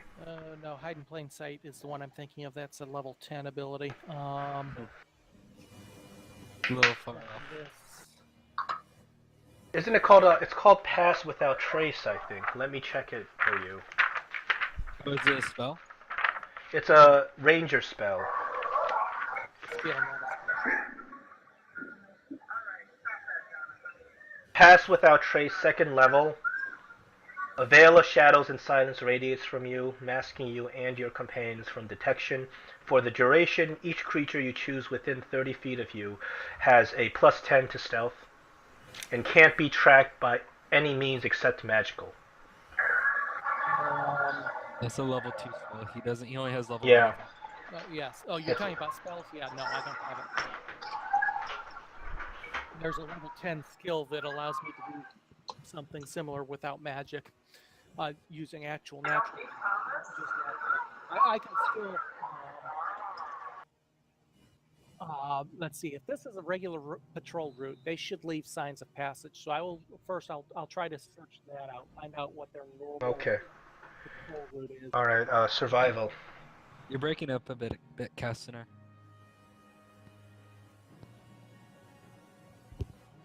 Better? Yep. Okay. I'll do that, and then we can disguise ourselves some couple hundred yards away from that and wait for them to pass. Okay, this is actually considered forest. Oh well, you don't need advantage. Indeed, you do see that this is a frequented route of orcs, of lots of footsteps of orcs. But you see that orcs pass both ways, both the way that Virith said they would, and into the open field that he's telling you to go. You see that the orcs pass both ways, and the orcs passing into the open fields, those tracks are fresher. These are a lot of orcs. You can tell there's at least 30 orcs with the tracks blending it together. Right. Okay. What I will do then is pull us back about 150 yards or so in the woods, and make some crude camouflage netting type stuff with vines and brush. Maybe even a shallow trench if it looks like we have time, where we can belly down and wait for them to pass and then proceed in the direction we need to go. Okay, you guys back up, and you get down and camouflage yourself, and you wait there for about half an hour, and you are a little bit too far away to be able to sense whether or not the orcs have passed in that area that you originally were looking at. But at this point, Varith tells you they have probably passed by now. I will go forward and look for signs of fresh tracks. disturbed twigs, disturbed leaves, etc. You go over there, and just as you get there, the tail end of the orc patrol passes by in the direction that Varith told you they were going to pass. And they are just grunting to each other, just foul, spitting on the ground. They are wielding these huge serrated swords, crudely made, but they look extremely powerful. They're just looking around. They don't seem to be alerted to anything. They seem to be just mundanely doing their And standard patrol with Yeah. no signs of. yeah. They don't trouble. seem to be alerted Okay. as I'll they let pass them go- along. Let them go another 15 minutes, and then quietly move back and usher everybody forward. He says, "You see, you should trust me. I have no reason to deceive you." You don't, but I also know orcs are unpredictable at best. He says, "In the daytime, they travel to the south, but in the night times, they travel to the north. Because the orcs, they do not like to go down too far to the south." Says, there are other beasts and creatures that the orcs don't want to fight at night. Now, nobody accused them of being completely dull. There are things in these hills I would not want to fight, day or night. Yeah, like those owlbears you guys fought. This is where they come from. You guys progress along, and now you're getting closer to the mine. The mine is less than 100 feet off. And you can see, even from where you are, there is light coming out of the area where it's supposed to be the entrance to the mine. And Vera says, this is where we need to go to the left and sneak in from the south. And he says, whatever distraction you make, you must go in straight.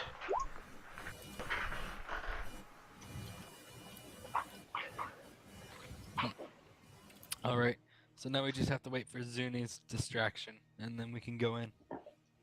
Zuni says, Zuni just pounds her chest with her sword, and she nods and goes off with the Neverwinter soldiers following her.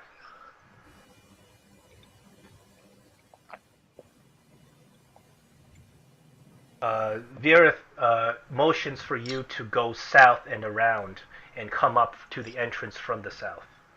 Okay, we'll follow his direction. You follow his direction, and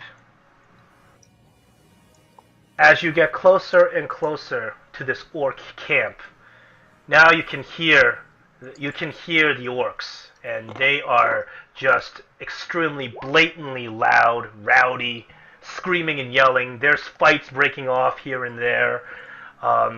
You can smell this acrid smoke. They're burning something and eating it. They are screaming, and you're coming in from the south, and you get as close as you possibly can without actually getting out of the bushes, and you can see the orc camp. There are a lot of orcs. There's at least 50 orcs. And most of them are just resting, sitting down. There's a couple of them seem to be alert. 2 of them are standing guard right in front of an entrance to a cave. The majority of them are far away from the cave, more towards the east. And they are grunting to each other in Orcish.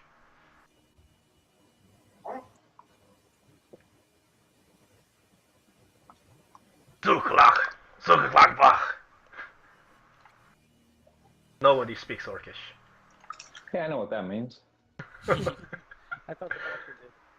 No, I do Goblin. Goblinish. That's right. And Virith crawls into the bushes with the rest of you guys. And he says, I hope your friend can indeed make this distraction. Oh, it should be fine. I It should buy us enough time to at least get in. He says, for our sakes, I hope she will. For if the orcs see me with you, they will kill me as well. Why? Why don't you? Why would they recognize you? He says, they answer only to the Black Spider. If I come with you, the Black Spider has given them explicit orders to kill anyone who betrays him. But how would they know you are who you are? Uh, Look like something else. he says, I can do this, but if they find me and they surround us and capture us and they injure me, I must revert to my form. Because I am assuming if they see us, we will not win this battle. Probably not. Alright, get ready. We're gonna make our move soon.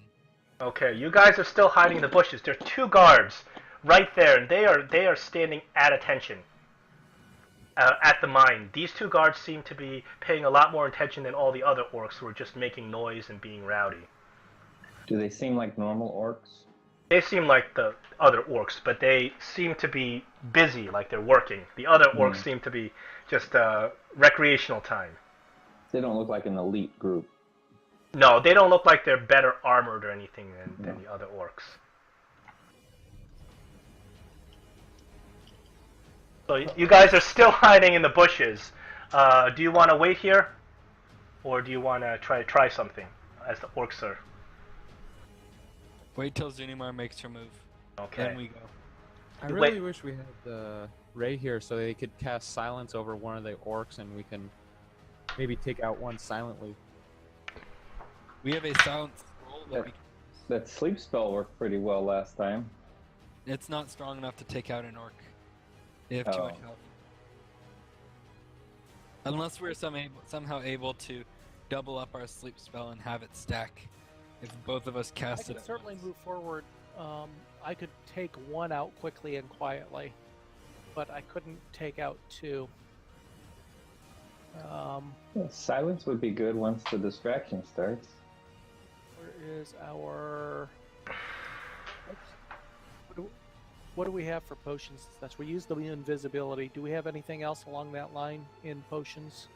Not really. All my health potions. You got your guys' inventory should be. Oh, they're not on screen. No. Can we do something as simple as throw a rock in the bushes across the way and hopefully they'll walk over and we'll sneak in? I can just use magic for that. Just alert them. Once the I could, like I said, I could move forward now, quietly, and be ready for something, but I can't take both of them out. Even once Zuni starts, assuming the rest of the groups, if they leave these two, how far away is that? Looks like maybe, I don't know, 80, 100 feet. Yeah. So any noise these first two would easily be heard. We'd have to quiet them completely. Oh, I'm doing shifts, aren't I? Yeah, I'm trying to fix this dynamic lighting thing. Not fixing. That's fine. I do have an inventory screen up, but the new changes in the dynamic lighting have messed around a little bit with its system. You know? So I don't remember anything else in that. We use the invisibility potion, which really wouldn't help. Like I said, I can get close to either of them. She said, Alestra turns to you and she says, if you wish to sneak in, my skills will come in useful. What do you She propose? says, I can make one of you invisible, and I myself can remain hidden. Oh. Well, the doctor and I did it last time. She says, if you already have magics to become invisible, perhaps that shall be enough. Could be. I'd like to save my strength, though. There, like you mentioned, there's untold thing inside the cave. I hear you. She says, likewise, if you wish for me to distract one of the guards at the gate, I can, but it will not last very long. The problem is we must hurry. If we take out the two guards, the moment anyone looks back and sees that there's no guards there, they're going to be alerted. I'm going to give Alestra the silent scroll. And because she probably can use this pretty well since she's a cleric. She says, I most definitely can cast this spell if you wish me. Okay. What we're gonna do is once Zunimar has drawn their attention, and most of them, as many of them as possible, move. The ones in front of the cave, if you could cast this on them, assuming they stay, then we'll hit them hard. It's this batch here that we're really needing to get drawn into the. Well, these guys directly in front of you, they are standing right in front of the cave. But These the ones guys, that are circled are the yeah, ones they're not paying attention to you right now. You can you think that if you were stealthy enough, you can definitely sneak by these guys. These guys will be a little bit more challenging. Yeah. If you were distraction. If you were invisible, you can just get in. Somebody on the chat says fog cloud. Does anybody have fog cloud? No. Nope. Somebody in the chat. Yeah. I've got darkness, but I don't know. They're trying to help. Hi guys. I have that one prepared. We have people in the chat. Hi everybody. Hi guys in the chat. I assumed. Yeah, fog cloud's on my list of things that I want to get, but I can't yet. No, I think what we need to do. It's always darkness and silence. I don't have darkness prepared. I think we need to wait for the distraction to start. Get this group that I had circled here in the middle pulled out to the east into the fracas, and then we need to just quietly take these two guards out if we can. The orcs start moving very quickly. You see they're all the orcs that are in the middle are starting to crowd towards the front. Something's going on in the front. You hear bellowing and screaming. That would be Zuni. As the orcs move forward, you can't quite see exactly what's going on over there. But then, as the orcs all start moving forward, you hear the orcs start chanting in unison. They start slamming their swords against their shields, and they keep screaming, "Marco, Marco, Marco!" And the orcs seem to be excited, like there's going to be a battle starting. And Virith says, he says, "Here's our distraction." Yep. Okay, He says, "We must take advantage of this." And then the orcs scream louder and louder, and you hear Zunimar giving some sort of battle rage from the right. Okay. Looks like we don't even need that silence spell. Alright guys, now's our chance. Let's hit him and hit him hard. I'm going to move in quietly myself. Okay. That's a good stealth check. Well, hold on. I'm gonna move him too quietly. Alright, move one at a time, okay? So, Castanar, you move first. Go ahead. We're not in initiative yet, so I just give you a chance to move first. Castanar, I need a perception check. Castanar, something is inside the cave and making a lot of noise and trembling. It has the voice of a giant. And it's coming out of the cave. And the orcs are just screaming, "Mako." The back row of the orcs turn around, expecting this creature to come out. Castanar, you're still hiding there. And then boom, boom, boom, boom. This will be the champion, the ogre. Yeah, the ogre comes out, and he yells out in ogre language, which I'm assuming you don't understand. Nope. And then he screams, "Mako!" And he clambers on down into the battle. And you see, as he moves into the circle, the other orcs just surround him in a big circle. No, that's just not fair. Poor Zuni's gonna be in trouble. You didn't think about that when they mentioned ogre earlier? Well, I thought they at least put an orc chief. Oh well. Okay. So you can't completely see what's going on over there, but things are getting very heated. It doesn't seem to be open combat yet. But you can see that Mako gets in the corner and he is pumping himself up for battle. Alright. Now, Schmigel, I want you to take a turn. We're not in initiative. Schmigel looks at the ogre that just passed by and like, oh no, not good. Marco! And even the two orcs guarding the gate, they are feverishly yelling. Like they're pretty preoccupied.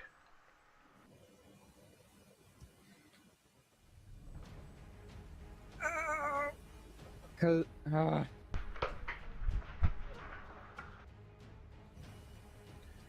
now you're twisting my character because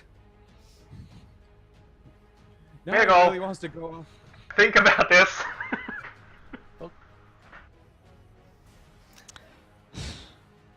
Do you want me to do something Alestra comes up to you and says, "No. Think about this. Think about what is really important. It is your dwarven clans. It is the fate of the Phandelver mine. It is the realms themselves." Follow your heart, Schmigel. It is Unless- the fate of the Western civilization. Alestra says, let me make you invisible. We shall get into the mine. There shall be plenty of battle there. But my friends. Says they fight bravely, and if they die, they sacrifice themselves bravely so that we can have a chance to stop this villain from taking your mine. But it's not my mine. It is yours. It is your dwarven heritage. It has and always will belong to you, not to Neverwinter, not to the Black Spider, to the ones who truly own the mine, to the dwarves who built it, to your clan. Think about this. Out of everything, it's not the mine that keeps me mine going through. It's not the mine that makes me want to jump in there and fight. But it's the fate of my friend's brother. The two brothers that are lost down in there, and the fate of the changeling over there. I must save them, but my friends are going to die. Alestra says they know what they faced when they took on the challenge, and she says Zunimar would want nothing more than to die victorious in battle, or die in a blaze of glory. I put my hand on Schmigel's shoulder. It's the curse of being a commander, Schmigel. You are responsible for the deaths of your men. In whatever way it happens, that is the responsibility you have taken. So bear it proudly to do them so that they may die proudly. This is coming from someone who said, "Let's charge head on." I read a lot of fantasy books between Okay. the age of 0 and 5. How about Schmigel and the Doctor? You may both have inspiration for some good role playing. I would give Alestra inspiration, but that would just be like.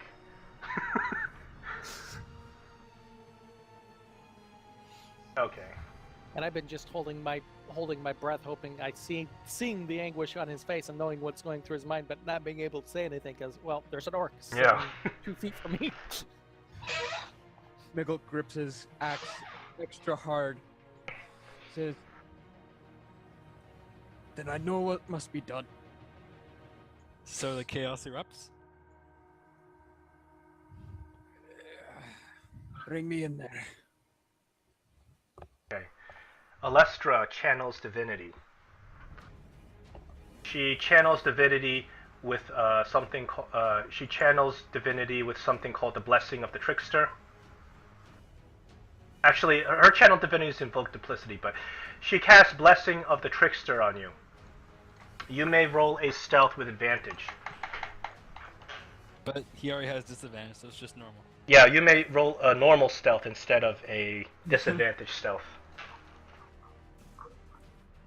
If the orc in front of me so much as opens his mouth and yawns, my sword's gonna cut his throat. That's what I expect him to yawn. Oh, 7's not that great. But this orc, guess what, is rolling at disadvantage because he's preoccupied with this awesome battle. He rolled a 3. Doesn't see you. Alright, so Schmigel, you are able... using the distraction, you are able to get yourself right here, right behind the orc. Oh, that's close. Do you want to take an action? You want to I explode? look at Casimir and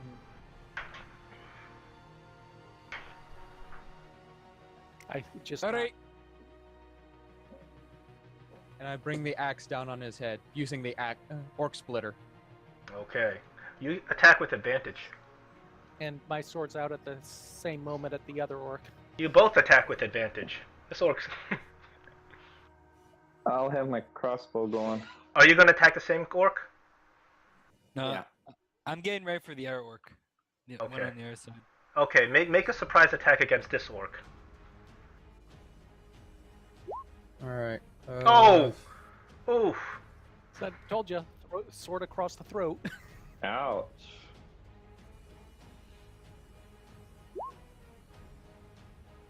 Okay, that is 14 damage. Schmigel, your turn. 22 and slashing. 6 damage. Alright, that was so impressive. You killed this orc without even alerting the other orc. You kill the orc and you drag him into the bushes.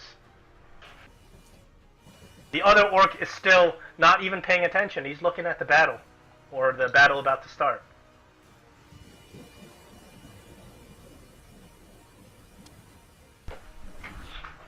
I nod at Nimbex and Alestra that we're gonna attack the iron. Alestra has a longbow or something, right? And she's an elf. Alestra actually prefers not to use any weapons whatsoever. Oh, okay. But if cornered, she does have a sword that she will defend herself with. Okay. So I look at Nimbex and we're gonna go for the other one. Or we're gonna get ready. So we're gonna get closer, I guess. If you want her You to wanna attack the orc, she will. Sneak up and then just. I'm not saying she has no abilities that can attack. She just doesn't have any ranged weapons. She can definitely attack the orc if you'd like her to. We'll take care of it. So I'm gonna do a stealth check to get closer also.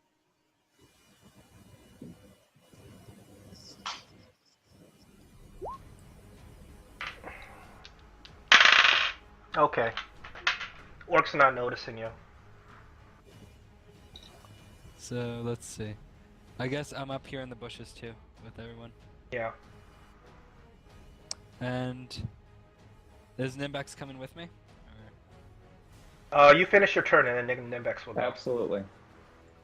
Okay.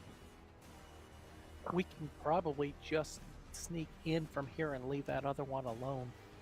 He doesn't even He's notice you. noticed. Whispered. All we have to do is slip inside the cave from here. The doppelganger slips right in.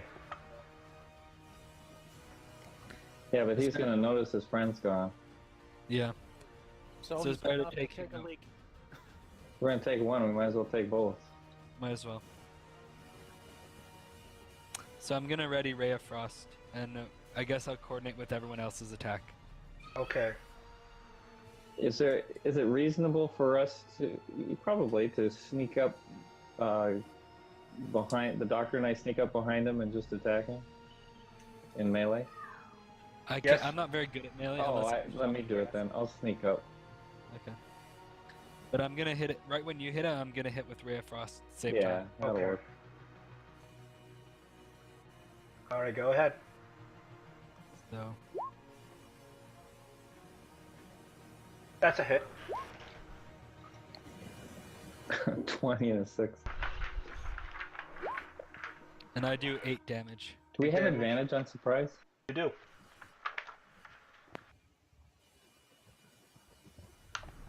So that's 6 plus 8 damage, 14.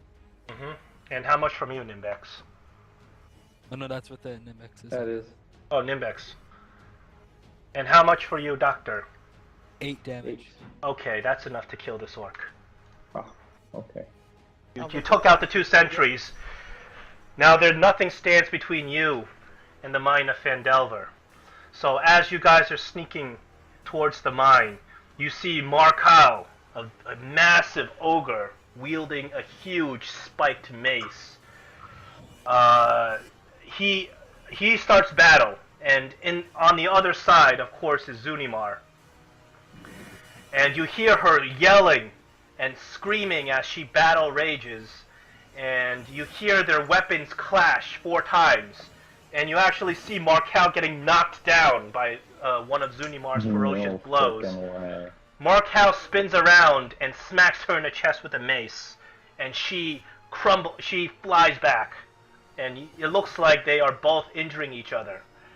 But she is dancing around, she is jumping around the battlefield, trying to prolong this as long as possible so you guys can make it in. Last chance, Smiggle. In. Think of the mission. Schmiggle grips it extra hard and says, I know what needs to be done. Runs in. Alright. Oh, the burden of being commander. Oh yeah. Oh, Good yes. thing I'm a scholar. I don't need to worry about that. Thanks, Well, Son. Order. Go Oh, chaos. Finally here. Well, sort of. So you guys go into the cave, and the cave stretches for a good 50 yards just forward. And then as you get further down into the cave, Virith stops, and he says, "Those battlements up there." He says, "They were once part of the Mine of Phandelver, but now they have been taken over by the Black Spider. They are well guarded." What exactly is he pointing at? Battlements inside a cave? So before you, at the end of the tunnel, what you see is a massive stone gate, and in the gate are 2 thick wooden dwarves. They are ancient and of dwarven construction and held fast. There are 2 ramparts, one over here and one over here. You can't see any creatures at this point. Right before you is the stone gate. I mean the wooden gate. Before, on top of it, you see written in letters. It says the Mine of Phandelver in Dwarven, and it's an ancient Dwarven script. It's a bit flashy, isn't it? Just excited at this And limit. How tall is the battlement? Further, it says, may our bones and our spirits forever lie with the ore that, with the magic that is contained herein. So long. So long has this stand. Let us proceed, friend. How tall are the battlements? The battlements go all the way to the top of the cave. Okay. But there are little holes here, you see, little windows that are clearly arrow slits. Enough to get through, wide enough to get through, or just They were designed just so slit? you can't get through. Okay. What about However, right here, this door goes up about 20 feet, and then there is space over it. Aha. You got that grappling hook, Schmiggle? Yes, I do. Okay. I do. And Virith says, "Hold! This place is guarded by orcs. If you alert them, they will be upon us in a second."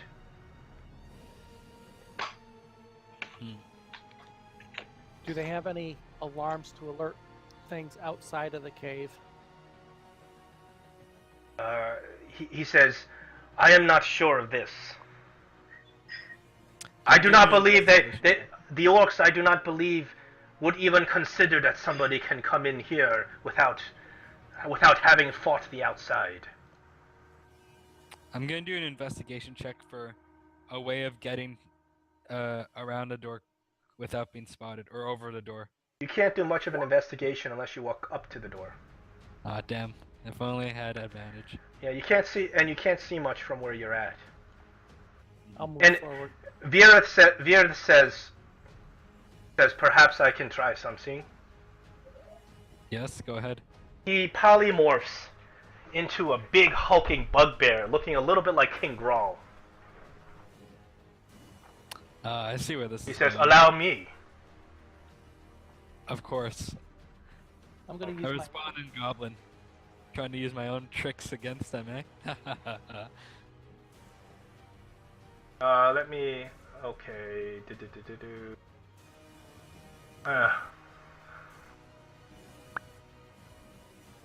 It's naturally dark in here. So, he polymorphs into this. He asks that you remove his rope. Alright. I asked Kastner, in case he tries anything stupid, shoot him. Okay, so he gets up to here, and he yells out. He says, "Open the gate! This is King Grawl." And he sounds remarkably similar to King Grawl. You're pretty impressed by his... And then you hear a orcish voice from the top rampart saying, What are you doing here? Why should we open the gate?" And then the bugbear, or, Verilith as the bugbear, turns around and looks at you and smiles, and he says, "Because there are enemies at the gate!" Shoot. As he says this, he polymorphs again into, it looks like a sort of a snake-like creature, lizard-like creature with legs, and he scampers above the gate. You may take your attack against him. I'm going to use my ensnaring shot, Okay. which does ensnaring strike. It's called.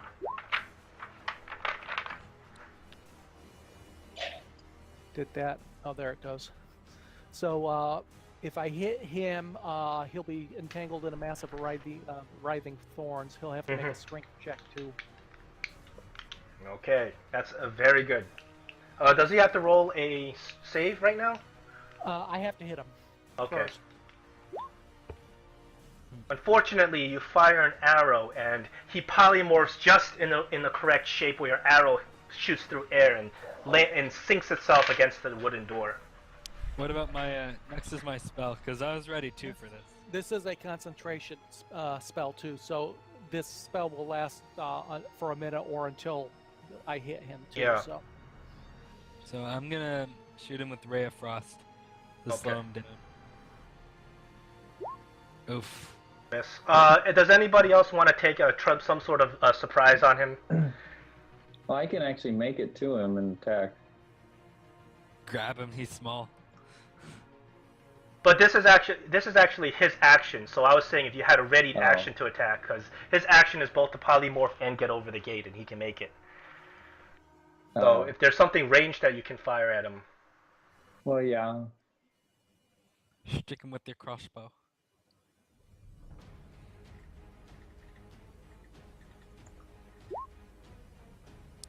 Oh, you guys are all missing.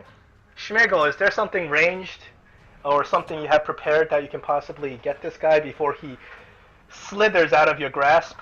I have a hammer. That's about it. Squish Do you want to throw your hammer at him? Let's give it one good shot. Okay.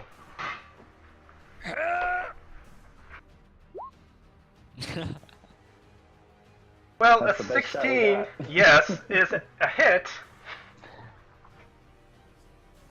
Klinger, glory clock! 9 damage is pretty significant. Does not enough to kill the doppelganger, though. And Alestra, she's going to give it her shot, too. So she says, "How dare you betray us?"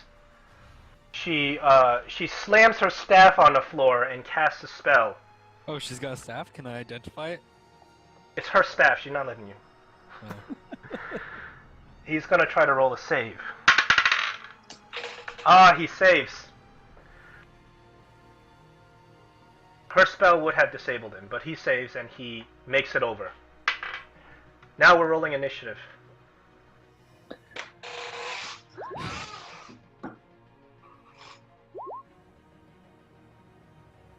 Is there a place we can get cover?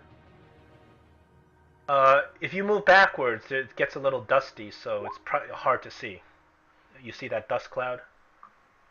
Mm-hmm. If you stand right there, there's absolutely no cover. It's just a straight shot for the orcs.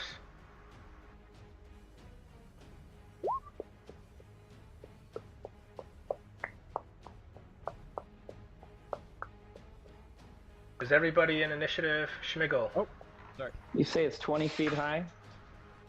The door itself is 20 feet high. However, the two ramparts go all the way up to the ceiling of the cavern. That's all right. Wow. Okay, Schmigel, you have the grappling hook? Yep. All right.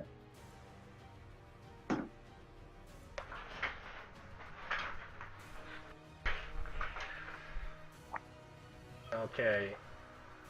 That's the doctor's first in initiative. Okay. The people up in behind the arrows, they have 3/4 cover. They have full cover right now because they come out, they shoot, and then they duck. You can't see them. Damn. It's gonna be you don't even have a line of sight right now. Yeah. Okay. Do I have a line of sight on anything? You don't see any enemies. Okay. I'm gonna seek cover behind whatever I can get. So you said it gets dusty back here? Yeah, So I guess I'm gonna go where it's... gives you partial cover. Okay. And I'm gonna go dodge. Okay. Sounds like a Dodge commercial. Yeah. Go Dodge. And so as soon as we have a grappling hook, though, I'm gonna go for that. Okay. Just Cast want an to hold your turn and just let me grab the grappling hook. I'll get it up there. Yeah, but I can't move if I hold my turn. So I'm Yeah. stuck for that. I am going to go flat up against the door. I don't know. It looks like there's Perfect. some windows on the When you side. go flat up against the door, you can see that there's still windows that can look down on you. Yeah, I see. The orcs are not in the windows because they are hiding and re-preparing their bows for shots. What I'll do is I'll move right here to the corner. They'll have a problem shooting straight down Yeah, here. I'll be that able to one, get- that one can't shoot you, but the one on the other side can see Yeah. you. Okay, and I will pull out my grappling hook and try to hook it on top of the door here. Okay, I think it's a dexterity. If you can explain to me how another skill would be appropriate, I'll let you use it. I think that's probably. I don't have anything pertinent. I mean, I wouldn't see how acrobatics is useful. And No, it's more. athletics would be the only one. Yeah. Of the dex. Okay. That's enough. The grappling hook is good. The hook is able to grab the top of this gate. Okay. Now, is this a gate that opens like outwards, or it lowers, or? It appears to open inward. Okay, so it's a door, basically. Yeah. Okay. That's. Yeah, this right here opens inward. Yeah. Okay. So I've got the grappling hook set there, and I will pull out my bow at this point and provide covering fire. Are you preparing or? If I can, I will. I don't know if I have. I mean, that was a pretty much. Yeah, you had to use your action to throw the Yeah. grappling So- hook. Schmigel.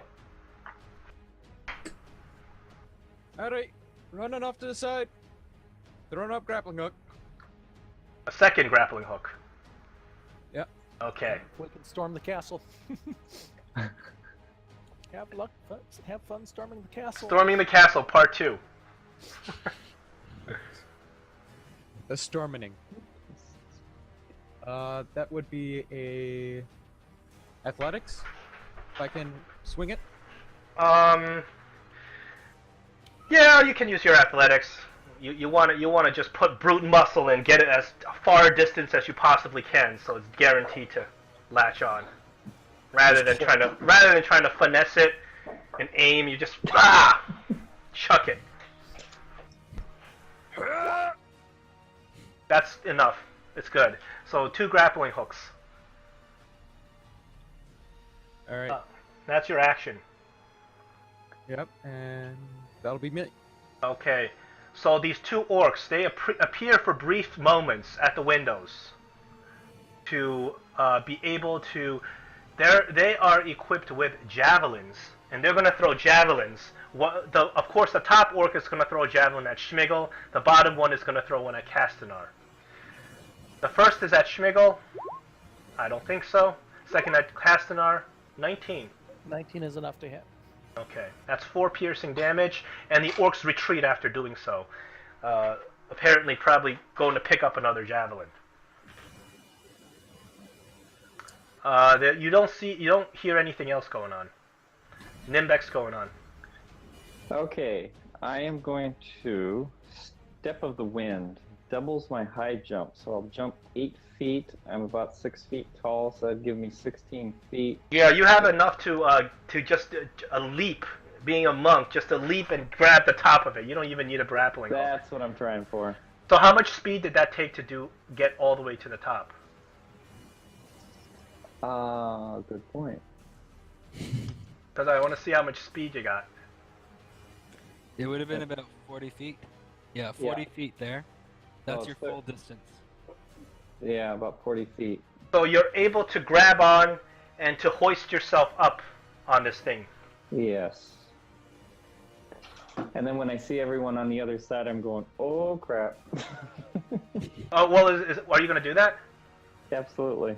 Okay. Put yourself there. Here, I'll put you there. This new dynamic lighting, you can't go through blocked dynamic Yeah, I lighting. saw that in the notes. That's good. So you grab on to the door and you're able to hoist yourself over. And as you look over the door, the very first thing you see is the face of an ogre right in front of you. He stares at you. He beats his club on the ground. He says, "Polo!" I smile back. Eat this. But can I attack? Yeah, you used that. You still have an action. Alright, let's do it then. Crossbow to the face. No. This is, we're in melee. Oh, you're that close? Yeah. Am I that close? It's hard Assume I because am. you're 20 feet up, and the ogre, Oh, you're looking down on the ogre, so you're not within 5 feet I to see attack a the big ogre. I get Yeah. it. Oh, okay. He's okay, looking okay. up at you. You actually, Oh. you're above him. You could cut the counterweights to the door and have him open. Can I even see them from here?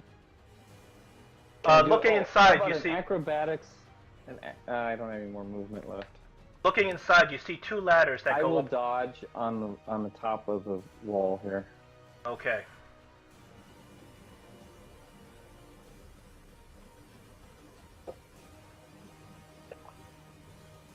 Is that your turn?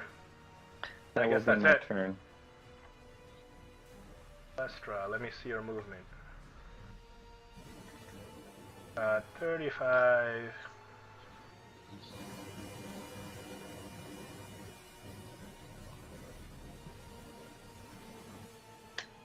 Alright. She is going to stay where she is. She doesn't need to get involved in close combat. She points to the ogre, to the orc over here. I thought he was behind the full cover. Yeah, but she points in that general direction. She doesn't have to have the line of sight. If she's using True Strike, you actually do. She's not using True Strike. Okay. Don't speak for me before she even acts. Okay. God. So she points over there, and then she yells out. She says, "Hark, orc! The realms have survived many troubled times. They have survived the times of troubles. They have survived the spell plague. And hence the sundering is upon us. But truly, the realms shall never survive your hideous face." It's a vicious mockery. Bardic. He fails. So she does a little bit of damage on him, and he's got disadvantage next turn. You hurt the feelings of the orc. Well, it's also enchanted with magic. It's not just words. It's honeyed with a magical spell. You can hear his heart slowly. And you hear him say, "Oh, my mom said I was beautiful."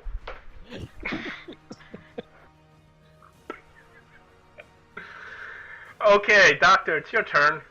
I look over her as isn't that a little harsh? And I'm gonna move 30 feet up to here, and I'm gonna push myself against the wall to have as much cover, hopefully, from the orc up here. And I'm gonna ready for a shot of Ray of Frost for when the one over here looks for the one that Okay. Electra just did vicious mockery on. When he appears, you think that he's gonna have some cover being behind the ramparts. Yeah, but I should have well, So- okay. What it appears is that these ramparts used to just be like standard ramparts, and then probably the cavern ceiling got lower and lower until they collapsed on top of them. Now they only have little holes. How tall are the windows? How high are the windows, I mean? The windows are about 4 feet wide, and they are about let's say maybe 5 feet tall. I mean, above the floor, how high? Relation to the top of the door. Oh, these are higher than the door. They are about 5 feet higher than the door itself. Okay. So it's tough to be able to shoot into there, but it makes really good cover. All I want to do is disrupt this shot, essentially. So when he tries to poke out, I'm gonna make a big blast of frost inside the little hole. Okay. To hopefully make him back off at least. So Schmigel if I gets- hit him, it'll be lucky. But if I hit the front, it should do what I want. Castanar.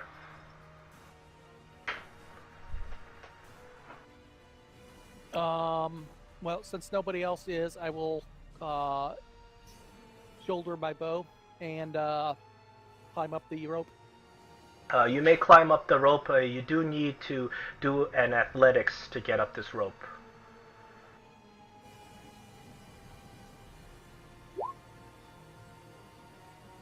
Excellent. That's enough. Excellent. So for 20 feet of climbing, that's how many feet that you need of your speed? I have 35 speed. Okay, so that's going to take your entire speed to climb 20 feet.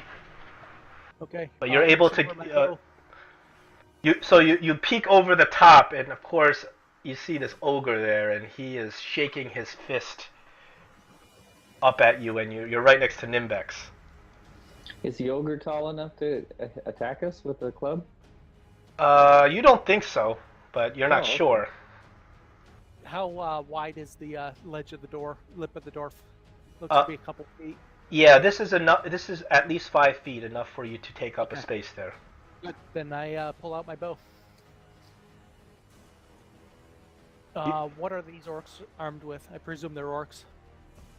The two orcs on the top also have javelins. These two orcs appear to have swords. Okay. There's a bridge right directly in front of you with two orcs readying their javelins. These two orcs on the bottom have their swords, and they're shaking their swords at you. Okay. Well, I'm here. I've got my bow. Looks like a good target of opportunity to me. You can't shoot the ones already on the ramparts, or there's no. You can hit any of these orcs. Pop out. Yeah, you'd be able to hit any of these orcs. They're all in your line of sight. Acrobatic. But the ones in the ramparts, you can't really get to. The only way to get to, there's these two ladders that get over to into the ramparts. Yeah. Yeah, they can't see those though. Or maybe they can. I don't know. But yeah, no. I'll take. Now these are. How high is this bridge here compared to the one on the ground? Are they actually within 5 feet of each other, or are they height difference? Oh, the bridge is good. The bridge is a good 10 feet in the air. So they're not adjacent to each other, so that won't do me any good. I will just do target one with the javelin, the southern one. Okay. On the ground or on the bridge? I thought the ones on the ground had swords. Yeah. You're targeting the one on the bridge. Okay. The southern one on the bridge. Okay. And I still Let have loose. my ensnaring strike. Yes. which I don't really think will be that much use against an ogre, and I am concentrating on it. I can't cast another spell, so I will unleash the ensnaring strike on the orc if. Okay, that's definitely a hit. Land an arrow right through this orc. 7 damage. And while restrained, it takes 1d6 piercing damage at the start of each of its turns. He is restrained by vines. Can use a strength check against the 12 DC to break free. Okay, I'm gonna put down the ensnare. Now, when he does a strength check, does it use an action, or is it just each turn? A creature restrained by the vines, or one that can touch the creature, can use its action to make a strength check. Okay, so it has to be an action itself to do it. Good. Yep. Alright, that's good. It's gonna keep him busy. And it frees up. Again, it was a concentration spell. I had to release it. I might as well use it while I had it in my mind. And that will be the end of my turn. Okay, that's excellent. Shimego. Climbing up the rope. Gonna put my axe between my teeth. Alright, let's see an athletics. Make sure you have the blade facing the door.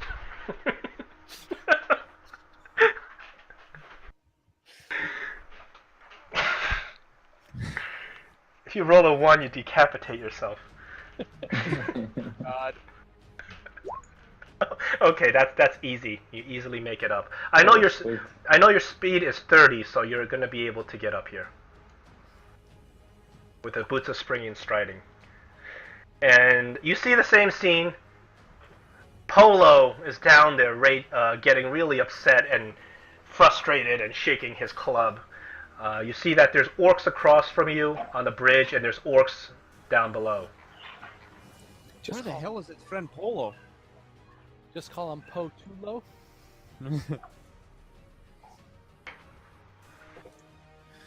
Well, I'm gonna do the best. Polo actually rolled a 17 on the initiative, but it's not showing up on the roll 20 thing. Oh, okie doke. Oh, by the way, in case nobody's done it, I shout back to the rest of the group, "Ogre!" Ogre? Really? See if he can. They have an ogre, and we're in some dwarven mines that have been overrun. I yell back, can you try to get the ogre to smash the door open for us?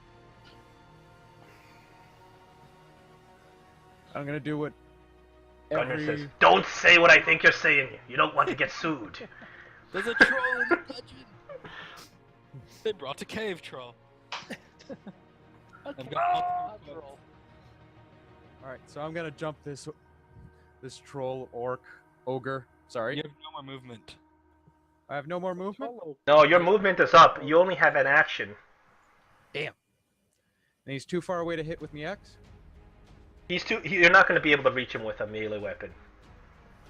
Come over here, come over here, come on. I can take you, come on. So yeah, the only thing I can do is... Fall on him.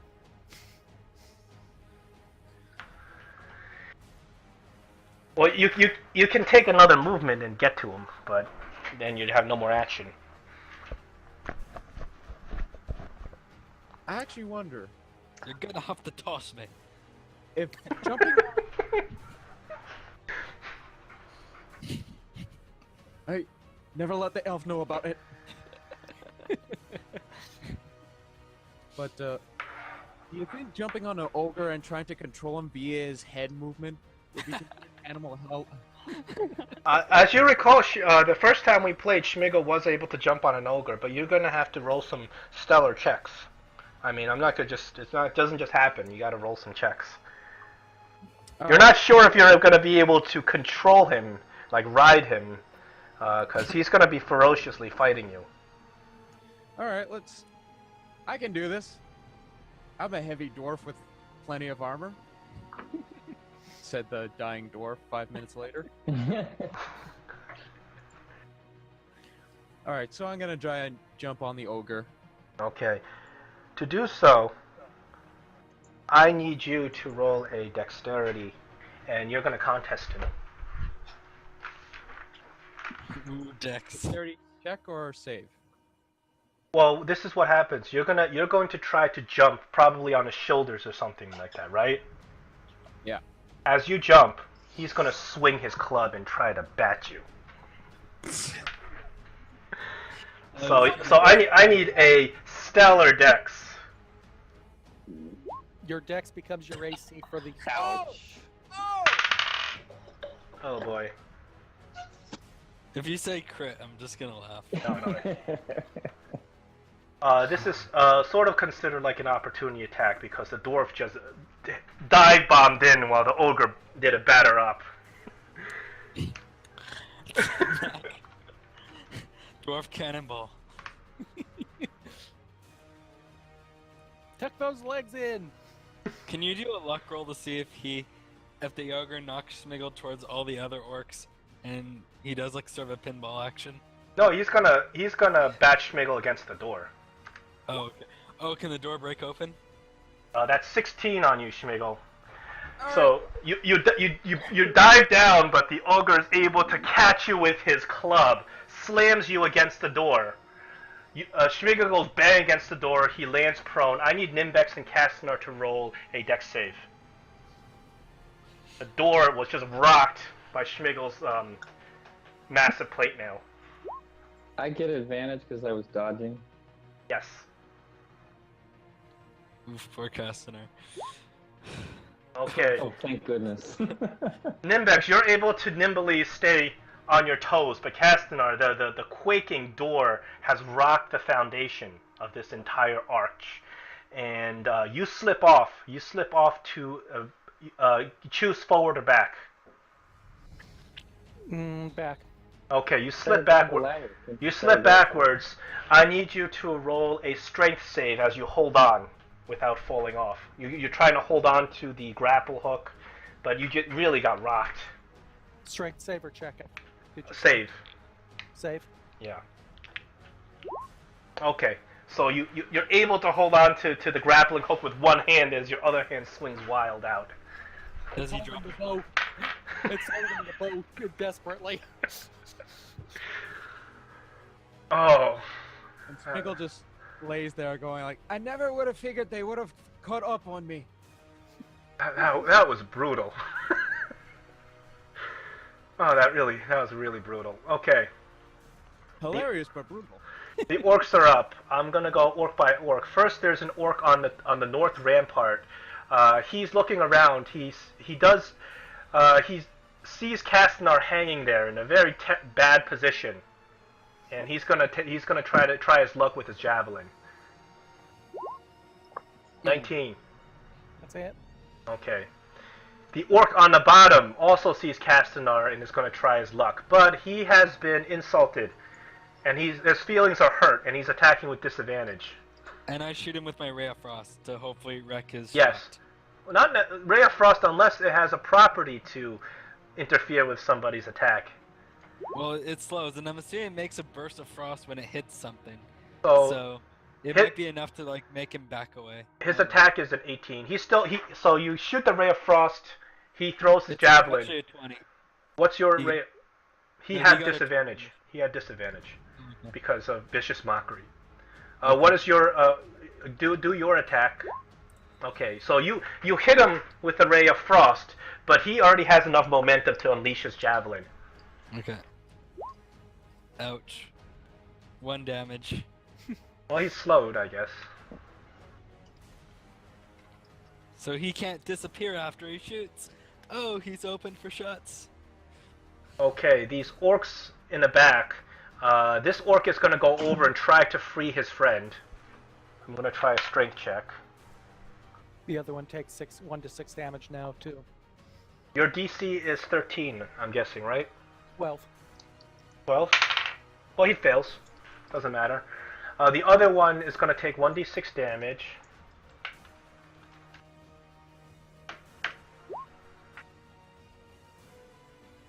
He's going to try to break out of these vines just entangling him. The orcs look a little bit worried. They do not like to be restrained. He fails. So, there. These two orcs on the bridge are busy struggling. These other two orcs. Okay, Schmigel, you're in bad shape. These two orcs are coming in, and right now you're prone on the ground. Oof.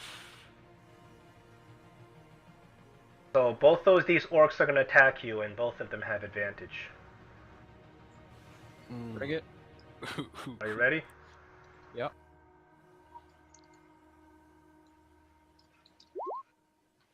Okay. Oof. Ouch. 25.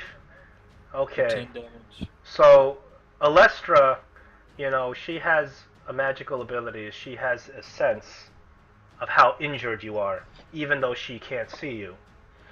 And she whispers a prayer to Timora. This And is also known as common dwarven sense of something going stupid. You just have to jump the ogre. so she has the ability to use her bardic inspiration to subtract from an enemy's attack. So she's going to remove this from the attack, so it's not a crit. She removes 5 from 20, so the attack is a 20. A 20 hits you? Or no? 20? Yeah, on your armor class. No, it doesn't hit me. So it misses! So, using her bardic inspiration, some fairy dust appears before the orc's eyes, and it just misses. So you take no damage. Schmigel just hyperventilates, going, "Hey, that was close. Too close." Good thing your shield fell on top of you instead of under you. Alright, Nimbex. Okay, so this is my thinking. With an acrobatics maneuver, I am going to jump over to here and get up here. Oh, you can definitely do that. Okay. Do I see orcs inside? I don't here? think you need an acrobatics because it doesn't appear that bad of a jump just from there to the, and you being a monk, you can just do it. So the minute you get there, I'm going to show you the dynamic lighting. Okay. You indeed see the orc right there. He's gathering his javelins, ready to throw another one. And he's been slowed. Okay, that's what Yeah. I'm taking care of right here.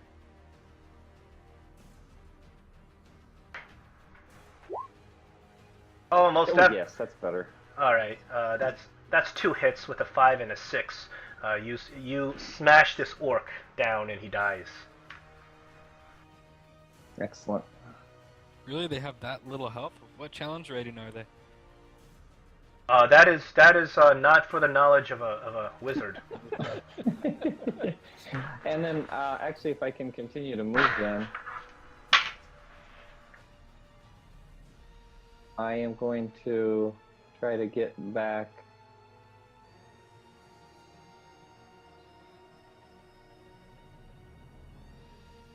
That's probably about as far as I can go. I want to help Castanar up if I can.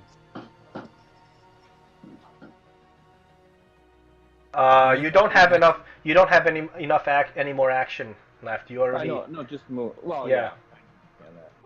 Would he, just as a question, would he be able to assist me in a move up on my move? That's what I'm talking about. Just to help, if I can. Oh, sure.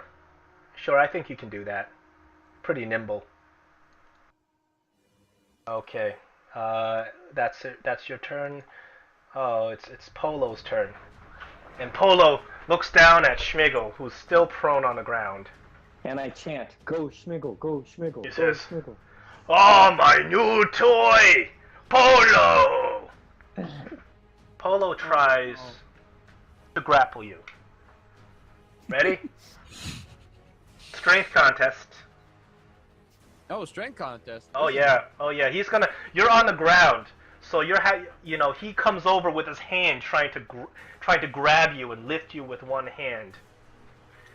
He's And gonna- you're like trying to, push his hand back. Strength save or strength check? It's a check. It's a strength. Your strength versus his strength. Gotcha. But we have Smiggle. I rolled a 17 plus 4. Oh, Nope. Polo picks Schmigel up, dangling on one, dangling by 1 foot. He says, "Ah, my new toy!" But the ogre is just grabs Schmigel and starts running backwards with Schmigel. What? My new toy dwarf. Toy dwarf have nice cape. did this one take the additional D6 damage? He did. Yep. He took 1 damage. Okay. Oh goody, Schmiggel's become an action figure now. Superman just flies him around. Let's just hope it stays an action figure and not a bobblehead. Shake him. Shake Schmigel. It's Alestra's turn. He moves down over here. She readies a sacred flame. Doctor's turn. Okay. Let's see. I have. How much movement does it take to climb the door? Well, I'm not sure you have enough movement because the door is 20 foot high. It's got two grappling hooks that you can use to climb up, but you have to do an athletics check. So it's a climb of 20 to get over the door itself. That's not counting the amount of speed it gets to get over to the door. Okay. And I didn't notice any rope or anything to lower the door. Oh, the door from behind the door, you can't see very well behind the door. But Schmigel, as you're being dragged away, you're able to look behind at the door, and it is shut and barred with just a really thick plank of wood. Oh. Okay. Well, anyways, I'm gonna run up to the front of the door, and I'm gonna ready. Over here, I guess, on this corner, and I'm gonna ready Ray of Frost. I'm assuming against the orc on the top. Yeah. Okay.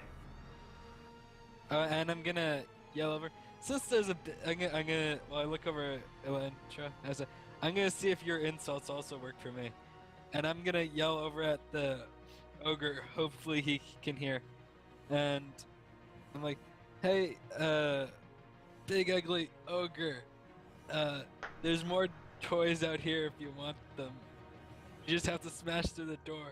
That wasn't very insulting. I suck at this.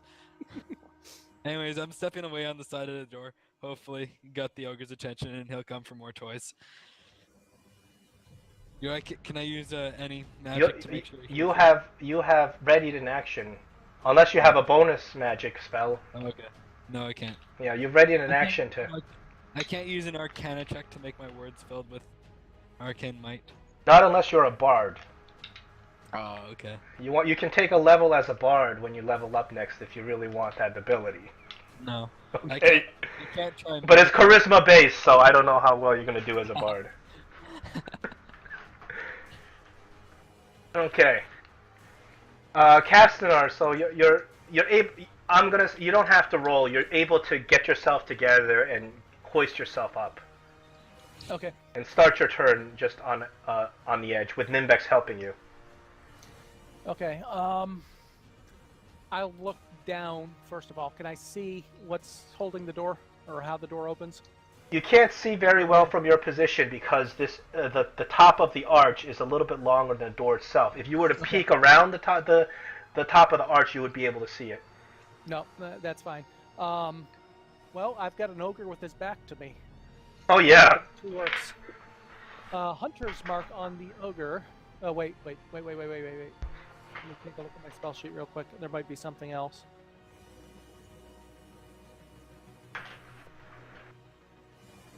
I don't want to use Ensnaring Strike on him. Hail of Thorns.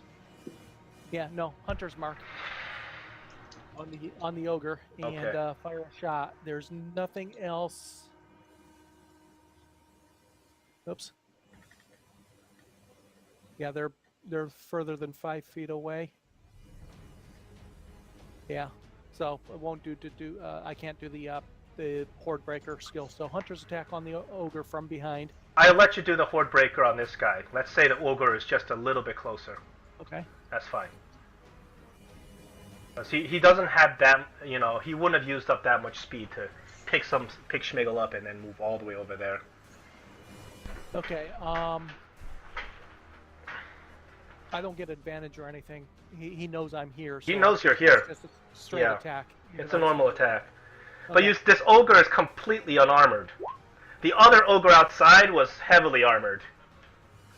Okay, well, that would be a hit then on the ogre. Yeah, that's no doubt a hit. And a hit on, or an attack on the orc, 14. Okay. Damage 14 on is the enough. orc. You hit both. Damage on the ogre is 11. As you land an arrow in the ogre's back, and you land another arrow into this orc, the ogre just turns around holding his back. Oh! You stupid elf! Hunter's mark. You stupid elf! He's pointing to you and swinging Schmigels around. You stupid elf!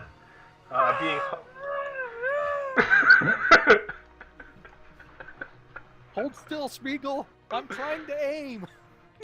Okay, Schmigel, at this time, the ogre is holding you by your leg. You have your axe in hand, but you're not even sure you can hit him if you try to swing it, but you can try.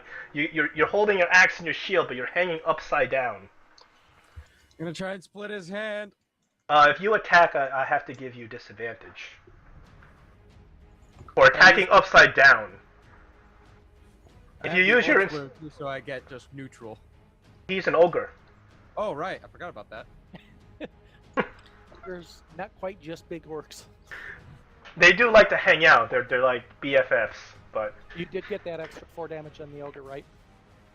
For the hunter's mark. hold on one second. Let me subtract that. There we go. All right. Ooh. You could have really ended him, but unfortunately you had disadvantage. So it's so hard to be able to hit him because you keep missing because he keeps swinging you around. You just missed his neck. Or his wind. Yeah, you just barely. He's like, oh, don't do that, new toy. What are you trying to do? Parry my arrows? I'm doing the best I can. Okay. So the orc on the top is going to show, and the doctor, you have your opportunity. Alestra's also going to sacred flame him. Yep. So I'll just let loose. Miss. You miss him. Let me see your sacred flame.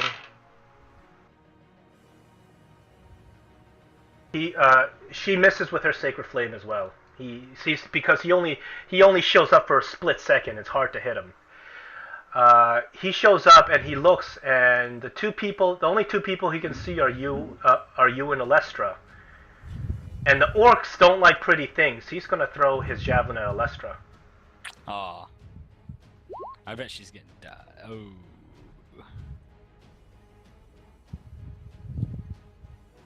No, she's gonna use her bardic inspiration and subtract from that attack. She looks at you. As the javelin comes at her, she looks at you, and she can see her praying. Oh, 17 is still gonna hit. So she's gonna take this damage. Ouch. Ah! Ventra, no! Orc is happy with himself. Nimbeck. Oof, that was a lot of Okay, damage. same thing on Oh, this I'm side. sorry. Not your turn yet. There's also 2 other orcs, Oh, and I'll wait. these 2 other orcs, they can't. They have swords, so they can't really reach the guys on top of the gate. So they're gonna go back, and they're going to try to. Schmigel, you're dangling, and Polo's like, no, he's mine! And these 2 other orcs are trying to jump and attack you, so they try to attack you with disadvantage. There's a miss. That's another miss. These 2 orcs here are still trying to save out of the ensnaring strike. Pinata! Okay, the one helping him is missing. Okay, he saves.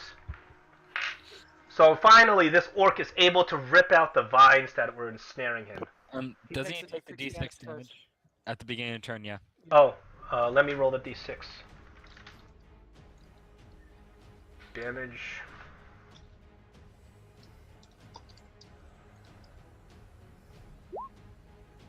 Polo is still grabbing his back from this arrow that you landed into him, and it's hurt him horribly. Polo says, "Wah!" And he's gonna throw something at Castanar. My famous ogre throw. He's gonna throw Schmigel at Castanar. So what I'm gonna do is roll an attack, and I'm gonna match it against both your armor classes. If it beats whoever armor class it beats takes that damage. If it beats both your armor class, you both take damage. What if it misses Casnar completely and Schmigel sails over the door? Yeah. Then Schmigel is going to hit like the wall or something. He's going to take damage because he's getting hurled. Okay, ready? This Can is I his... actually try to Catch him. slow his, yeah, That- try to slow his, You're gonna. Unless do you have an immediate reaction? That's the only thing that can do it. Because otherwise, it's your armor class is what's your attempt to try to dodge this flying dwarf. No, I'm talking about literally not trying to dodge. What do you mean not trying to dodge? To try to in the way. get in the way. And get hit by an armored dwarf that weighs over 200 pounds. Well, yes, you can if you want. You can. I'd rather do that than let him. You can take whatever damage is coming to you, regardless of what he rolls, and Schmigel will crash into you. F equals MA.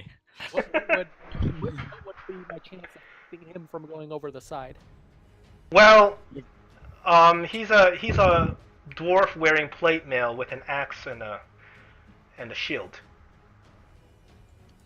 Actually, I have my weight on my character sheet. I can tell you how Yeah, much I weigh. it's not. It would not be impossible, but you think that it may be kind of tough to be able I to. also think it might be kind of tough for him to hit the wall 30 feet away. You're gonna get hit by several thousand kilonewtons of force. If you get hit, you're not just gonna catch him. You're Yeah. gonna sail over the wall.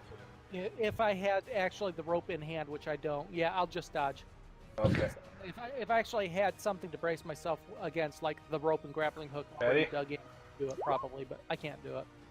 18 versus your armor class and Schmigel's armor class. That hits. Okay, so you get nine bludgeoning damage from Schmigel as he smashes into you, and what happens is, like a pendulum, he smashes into you, and you fall backwards, taking 9 damage. Schmigel's prone on top of the wall, and you need to make another strength to grab on. Strength save. I Yeah, think you're strength breaking save. laws of physics, John. I'm Impulsive momentum. close enough. These are fantasy physics. You did it. So you're grabbing on to the wall as Schmigel is Okay. prone. And I was looking forward to them both going like off the wall and be like, oh. Polo just slams his the hilt of his club onto his chest. Polo! Marco! You know Marco! He is my brother! Marco's dead. It's Alestra's turn, and she says, "Oh, What's the? oh, I'm sorry, I skipped Nimbex. I need to make a concentration. Can't do that. Did I skip you? Yep. Yes, I'm an please 18. go." Okay, I'm moving up here. Do the same thing Okay, let on me. this side. You see, once again, when you get up there, you see that orc collecting more javelins.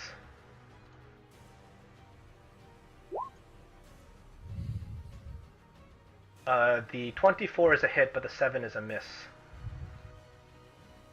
That's all right. Smashing down on this orc, and you got his attention. He swings around to face you. And as he swings around, Doctor, you see that he gets backs up into where you can have sight of him through the window, but he still has some cover from the window.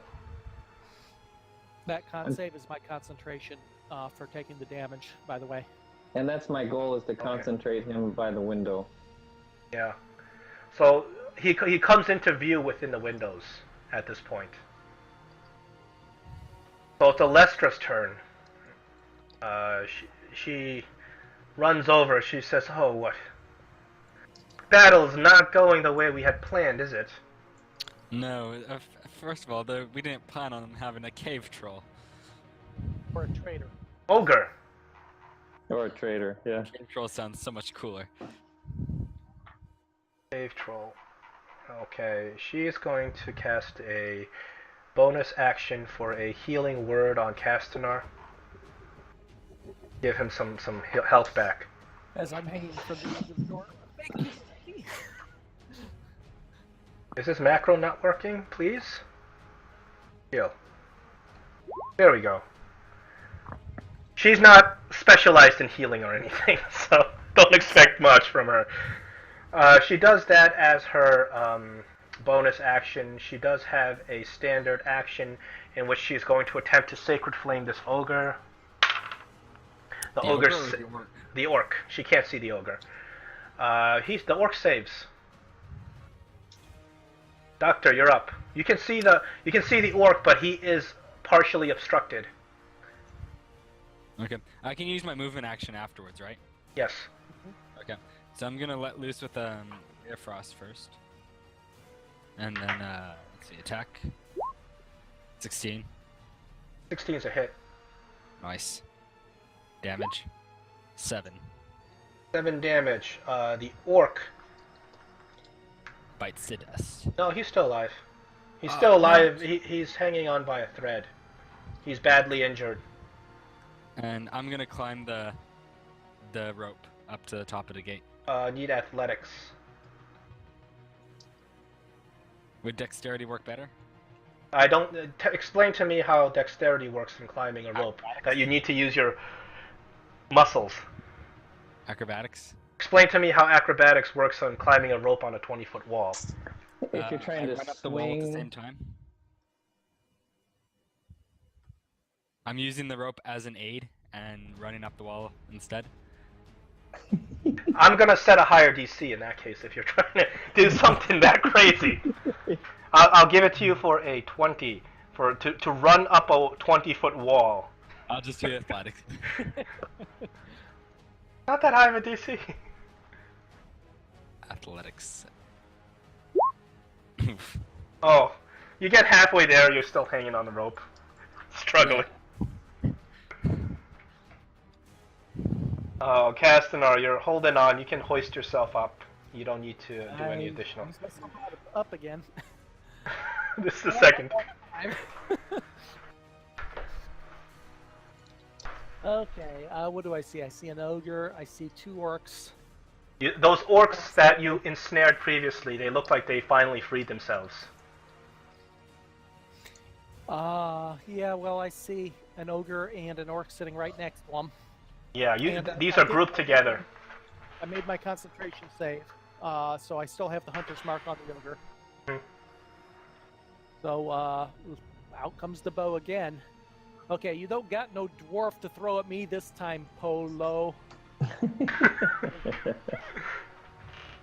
There's the ogre attack, orc attack. That hits. Ogre attack, I think, hits maybe. The ogre attack hits. The Okay, orc so attack there's, missed.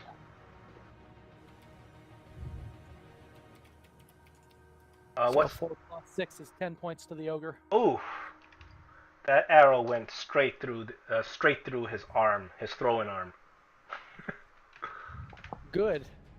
Next is the club arm, then a kneecap. Yeah, you gotta whittle this guy down.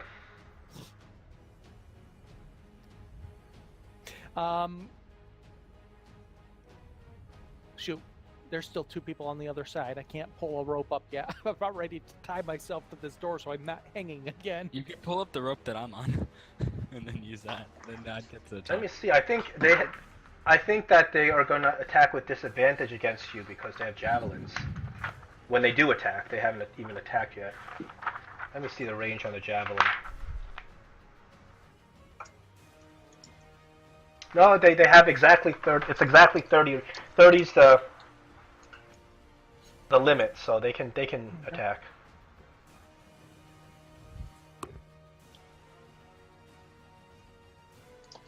Is that your turn, Castanar? Yep. Okay. Schmigel, you're up. You're prone. You gotta get up. That's half your movement. If you try to ride the ogre again, His throwing arm is out now. You see he's a lefty, and his left arm is just not he's very badly injured, so he's trying to hold his club in his right arm. Use the orc as your new toy. do it. Do it. I kind of feel stupid for doing it, but I'm gonna try and take the orc on again. I'm gonna try and take out my axe and hit his head with the orc for a jumping hit. So you want to jump through the air and land, striking down with your axe. Yeah. Okay. I need a strength check to make it to him, followed by a dexterity check to aim it properly, coming down, and then followed by an attack. You make all three checks, and I'm going to give you double your damage, because you're coming from chopping from like a guillotine from above. I mean, I'm going to give you double damage if you can make all three of those checks. So, athletics checks first. You're going to jump. Athletics check. Alright. 1 athletics. Okay. Well, you jump over. Ah! Dexterity check to aim. Okay. Now attack him.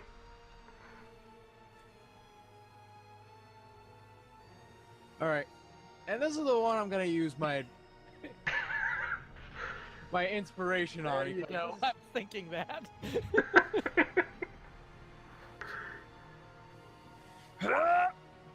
Oh, that was very good. You needed that inspiration. Roll a damage, and let's double it. 10 damage. Okay. I was going to say, don't Extremely impressive. So you chop down on Polo and land on your feet, ready to fight.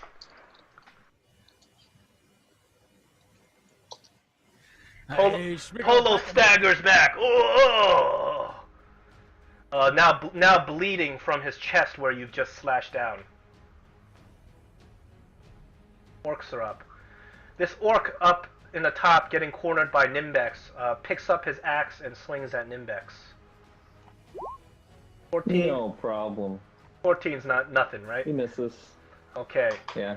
These two orcs on the bottom, seeing their chance, they're going to surround Schmigel. And group together, each attacking once. Oh my god. Schmigel? Yep. I got a 22 and a 23. My AC is 22. Okay. So that means they both are gonna hit, so that's 4 plus 11. So 15. Uh-huh. That'll do it. Oh no. You're alive though. Yep.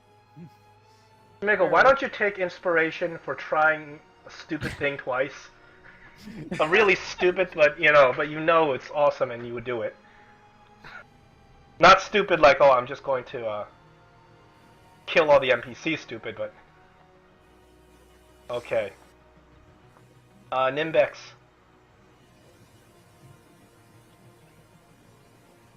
Okay, I am going to finish this guy Oh, yes. with the second hit. Yes, he had 1 hit point. His 1 hit point's not going to survive that. A punch to the throat, and he's down. And then I will move and help anybody up I can. Okay, yay. Maybe I'll actually get to do something now. Polo. Coming after you. Polo swings his club at you, Schmigel. Big, serrated, barbed club. Ready? Yeah.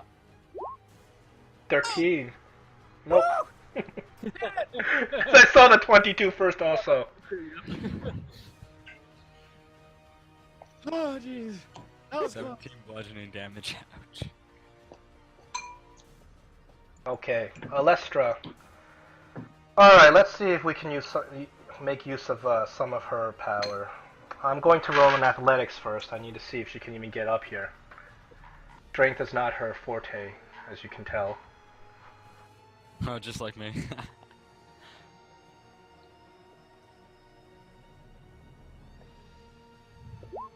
Okay, that's enough.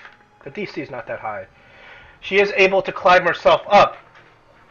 She takes a look around and she sees that you, Schmigel, are just getting really badly beaten down. She is going to. She sees that the biggest threat to you right now is this big ogre in your face. So she raises her staff and swirls it in a circle, summoning the power of Timora, and she is going to cast Dissonant Whispers on the ogre. See, it's really not fair I'm playing these NPCs because I know the monster stats. The ogre fails. So she casts a spell, and you see the ogre grabs his head and says, "Oh, oh, Polo, no!" With this powerful psychic magic, just grips him. Ouch. 15 damage. Ooh. And that's just a spell that she has with her staff? No, Like a no, charge. that's a bard spell. Polo smelling burnt toast. Okay, Polo, being racked with this psychic with this psychic power in his brain, has to every single turn has to use its reaction, and he has to do it immediately to move as far away from the source as possible. So Polo just is psychically ravaged, and he's gonna start running away. Schmigel, opportunity attack. Yes. Da-da-da-da. And get up to here. Polo! Oh, Polo! You messed up, Polo. Let's see if he even gets. A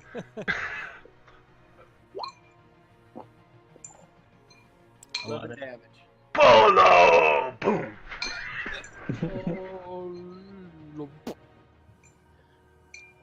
Lester says, "There." Thank you. Doctor, you're up. So I finished climbing up the wall. Do I have to roll in our athletics or? No, Index is no. helping me. No, with Nimbex's help, I'll let you just go up. Because if you roll a 1, it's gonna be embarrassing for all of us. So I Nimbex gets pulling you up. There we go. Okay, so what I miss? Oh, okay. So you look down, you see a dead orc. You see 2 orcs that are engaging Schmigel, and then you see 2 more orcs on the far bridge, and they're readying javelins. I see a dead ogre. I'm like, oh, I thought you guys were complaining about an ogre not too long ago. Doesn't seem like that much of an issue to me. Anyways. Fuck you! I'm gonna aim at this guy. Try and finish him off. Mm-hmm. He looks kinda hurt. He does. So I'm gonna send a ray of frost at him. Let's hope it's more than 1 damage this time. I think he only needs like 1 damage. Anyways, attack. 15. You hit him. 5. 5. You need. That's exactly what you needed. That was enough to kill him with your ray of frost. So I spin my staff around Dragon Age style, slam it on the ground, and he bursts in ice. Okay, we'll roll with that. And the other one says, "That's my friend." I stick my tongue at him. Nah, what you gonna do He's like, that? "We grew up together in the Dale Lands. We raided our first human villages and sliced out human tongues together." That You're piece not so of good for God. not inviting me. Oh, Castanar. We're having like a mental breakdown of this orc. Okay, where? There, what? An orc on either side of Schmiegel? Is that what I'm saying? Yes. Two orcs, both two orcs surrounding Schmigel. One orc over at the bridge. Orcs to the left of me. I Orcs to the will right. take Here, out the one on the bridge, I think. The others can get to the ones closer easily. I still have my Hunter's Mark active. I will transfer the Death of the Ogre. I can transfer it. I'll transfer it to the orc across the way. Okay. 15 to hit. 15's a hit. 7 damage. Plus 1. 8 damage. 8 damage. This orc, he was trying to pick up his javelin while you landed the arrow through his shoulder, and his arm just goes limp, and he tries to pick it up with his other arm to chuck it at you. He drops the first javelin, he picks up a second one with his other arm. Schmigel. Drop it, or I will drop you. Can I use my exceptional dex to move up in the order? Since we have 3 18s. We were playing the. If you want, well, if Schmigel agrees, I'll let you switch with him. Wait, what? Nimbex wants to go before you go. You both have an 18 on your initiative, and I say if you agree, I'll let him go. Here, you can go then. Yeah, Well, sure. I just I'm gonna make a D8 because I forgot when I make a crit with Orc Slayer, one of its abilities is that. Yeah, you have to see if your Orc Slayer goes bonkers. Okay. I want to do an athletics or acrobatics to avoid opportunity attack, Okay. and then come over to this one and attack. All right. Well, Is there you any- you would not take an opportunity attack anyway because you're too high up That's fine. from this orc. But how are you going to make it to this one? He's 10 feet on the bridge. Wall running. Since you can make it here and you can make it here, but how do you get to him? Unless you have to do some sort of jump or something like that. Oh, okay. Can I run on this rock? over here? Roll a good dex and I'll get you up there. Can I do acrobatics on the rocks here? Roll me a nice dex. Roll me a nice acrobatics and I'll get you up there. Okay. Roll a bad one and I don't know. It'll be a good one. Okay.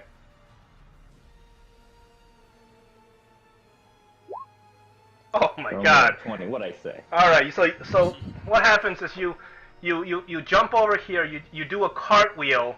One of your foot kicks off the ladder. You do a somersault, and then you do a split in the air, and then cartwheel backwards and land right in front of the orc. And that's exactly what I meant to do. Okay. That's 2 hits on the orc. I don't think orc can survive that. No. And well, with your final move in the completion of your routine, you spin around and side kick the orc, and he flies about 3 feet off the bridge, and he drops to his death. Excellent. Okay, last 2 orcs left. All right, they're going to do everything they can. These orcs are not retreating. Come on, the luck of the dwarvish. Are you ready? Oh! Uh-oh. Ouch. So plus D12. That's another D12. 7 plus 4, 11. I'm down. Oh, Schmigel. This is the first battle. The 2 orcs surround you, and with the fury of both their blows in unison, you can't block both of them, so they start hammering you down. Death save. Alrighty. No fumbles.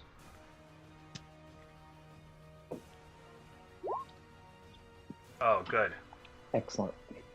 1 save. Yes, that's a save.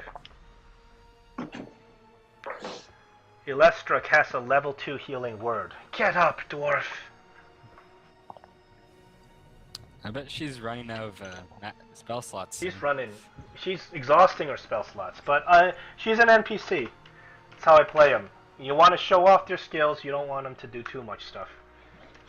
You want to burn out before they can Yeah, get but to the final. you know, she's an NPC. I'm controlling her, and I know what enemy stats are, so it's not completely fair for me to play 100% strategic. You know, 7 points, and Schmigel, you wake up. I'm exactly at 1 hit point. No. When you No. drop to 0, what happens is that you start from when you gain hit points. No matter what your hit points are, you start from 0. Oh, So okay. you're up at 7.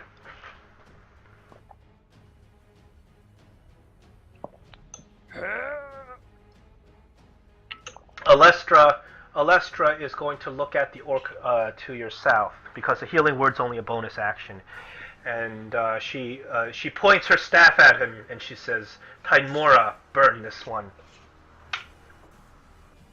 Can she hit with her sacred flame? Yes, finally.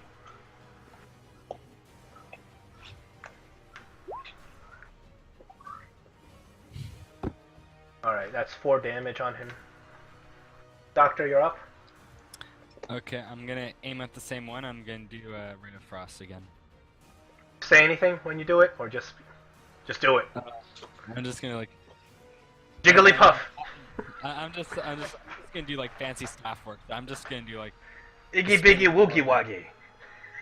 Yeah, sure, why not? Okay. That's a hit. Ooh, yes. Oh, that's enough to kill him. Another Dragon Age style staff movement. Persimmon ice. Okay. Is Ca- it cold in here or is it just me? I'm feeling pretty cool right now. There we go. That's a one-liner that's the one-liner I'm looking for. Castro, you're up.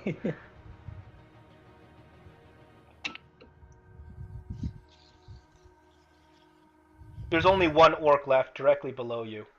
Uh-oh. He's not adjacent to you, so you don't have disadvantage on attacking him with a bow. Oh, we can't hear you. Your volume is off or something. Sorry about that. Okay. I shout down at him for him to look up, and then I try to drive an arrow straight down his throat. Whoa! And oh yeah, transferring the hunter's mark. Okay. 27 is a definite. It's a crit. 10 plus 13 plus 6 is 16. 19. 19. Or plus 6. I'm sorry. Sorry, 16. 16. 16. So the arrow goes straight down his throat. That's it. That's the end of him. You're victorious. I don't feel victorious. Schmigel got the shit kicked out of him. You have dropped a mighty ogre and his entire battalion of orcs. You look around for Verith. He's gone, as expected. That sneaky bastard. Everybody, this is not just this experience, but also I need to give you experience for previous when you were in the town, as well, and for coming up with the strat. You role played in town. You got Alestra to come with you in town. You came up with a plan in town, and you accepted Verith's plan of attack instead of doing some other plan, and you convinced Sunimar to sacrifice herself at the front gates. So we need to tally. Electra basically begged me to take her along, so.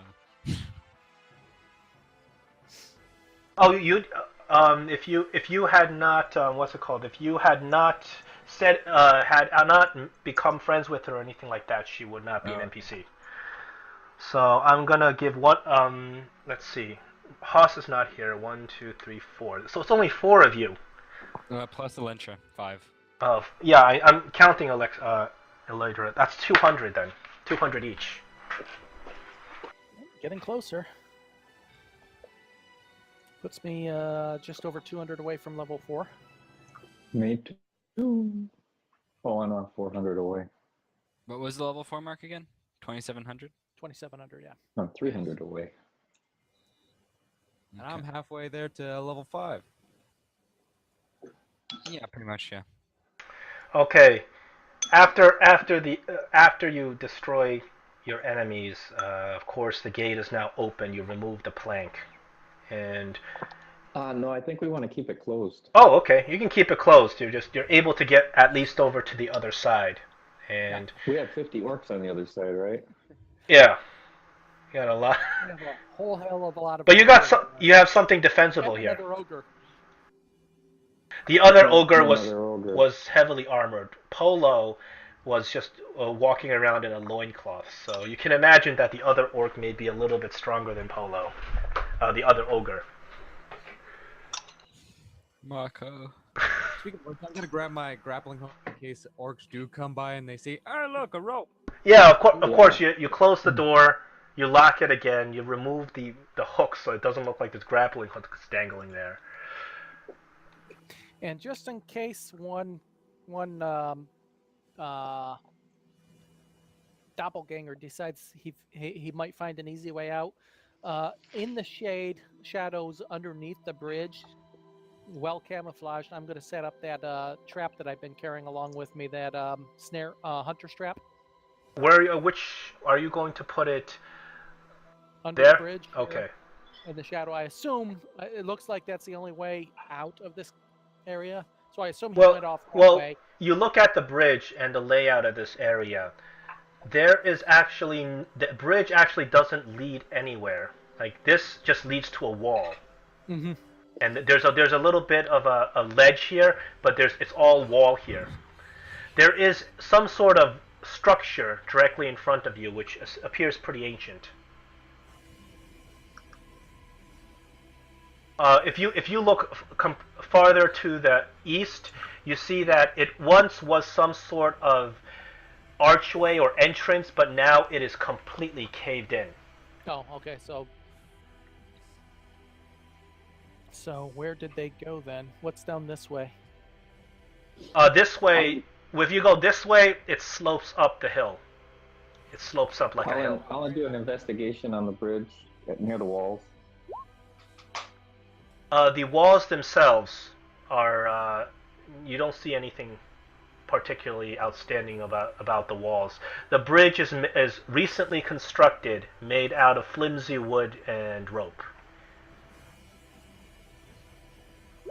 But it's secured to the wall? Yes, it's secure. Well, it's secured to a ledge that's adjacent to the wall. Okay.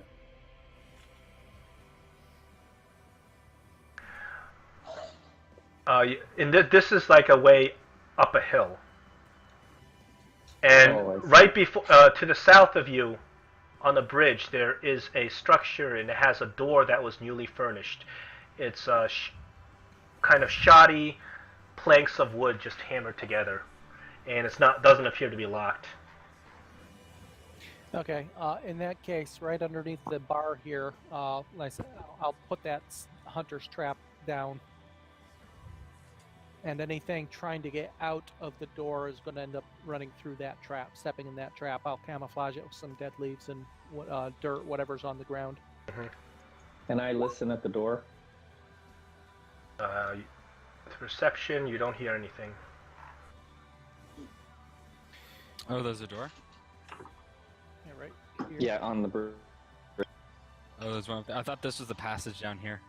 No, that's just a hill that leads up. Door. Oh, okay. There's a door here where I am? Oh, the area you go just kind of slopes up and ends in a wall. Oh, okay. There's That's the nothing. door. Oh, okay. There's nothing down here? It's a collapsed tunnel. Yeah, you Okay. can see right here where the rubble of the wall Yeah. is. This looks like ancient dwarven archway. It once was probably some form of entrance, but at this point it's inaccessible. Okay. I think I'm going to dig in a bag for a potion, I think. Everybody's drinking all my hard-earned potions. You know how many old ladies I had to sleep with to get this? What? Leaves? Dead leaves? Did you say? Old ladies. How many old ladies? Okay, you open the door and you creep into this shanty place, and it smells extremely dusky as you look inside. It looks like this was some sort of ancient storeroom, but recently it's been refurbished. There are mining supplies placed on a desk right in the corner. There's a human skull on a desk with a candle on its head. Mine. I'm picking up the skull. I'm gonna do an Arcana check to see if it has a spirit inside it. You can do that. Every wizard wants a talking skull. Come on. You can do that. One thing I have to keep you aware of is when it comes to Arcana checks, not for this module, but in the future when we do the next module, if you do an Arcana check on any magical item, I'm only going to tell you is it magic or is it not magic, because you need to use your detect magic spell to know what kind of magic it is, okay? Because if you do an Arcana check, I'm not going to say, oh well, this is this magic and here's the history of it. It's only going to be vague from now on. I think I haven't looked at it in this Yeah. edition, but I think all it used to be able to do is tell you the school of magic associated with it, nothing else. Well, even at this point, with Arcana check, it may not even tell you the school of magic. It will just tell you if it's magical or not, and be vague about it. This object does not emanate any magic. Aw, no talking skull for me. Okay. Well, you were talking about. This is This is a fresh human head. A poor sap lost his life, and has become a some mantelpiece for the orcs. I'm gonna take a look at the pickaxe that's on there. You look at the pickaxe, and it is lined with sapphire. Well, this will come in handy. What, you playing throw pickaxe at orcs? Oh, Ninbex is unable to. Uh-oh. He's typing something. There we go. No, I can talk. I just didn't want to interrupt. Oh, okay. Okay. You look at. You don't. An ogre probably can't fit through this. Fit into this room. The door's pretty small. It's size for a medium humanoid. Investigate the wall over here.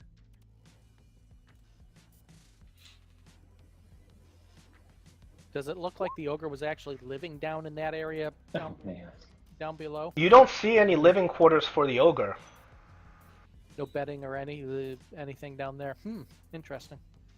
So you're not sure what the ogre was doing here, or it may, because you don't see it. You see definitely living quarters for orcs because it's a mess all over the place. There's bones and half-eaten carcasses of animals strewn on the ground. But when it comes to the ogre, there's no specific bedding for the ogre. Could an ogre walk up this hill and fit through a door if it was here? Where? Right where Nimbex is. An ogre cannot come through this area. It seems to be. It slopes up. You can walk behind it, but it ends in a wall. So there The only way the ogre could actually. The only way you could have seen the ogre get in is through the gates. Yeah, but just having an ogre behind a gate just doesn't, with no living area, just doesn't seem likely. If you guys are investigating over here, I'm gonna go back over here and investigate. I'm investigating the trapdoor.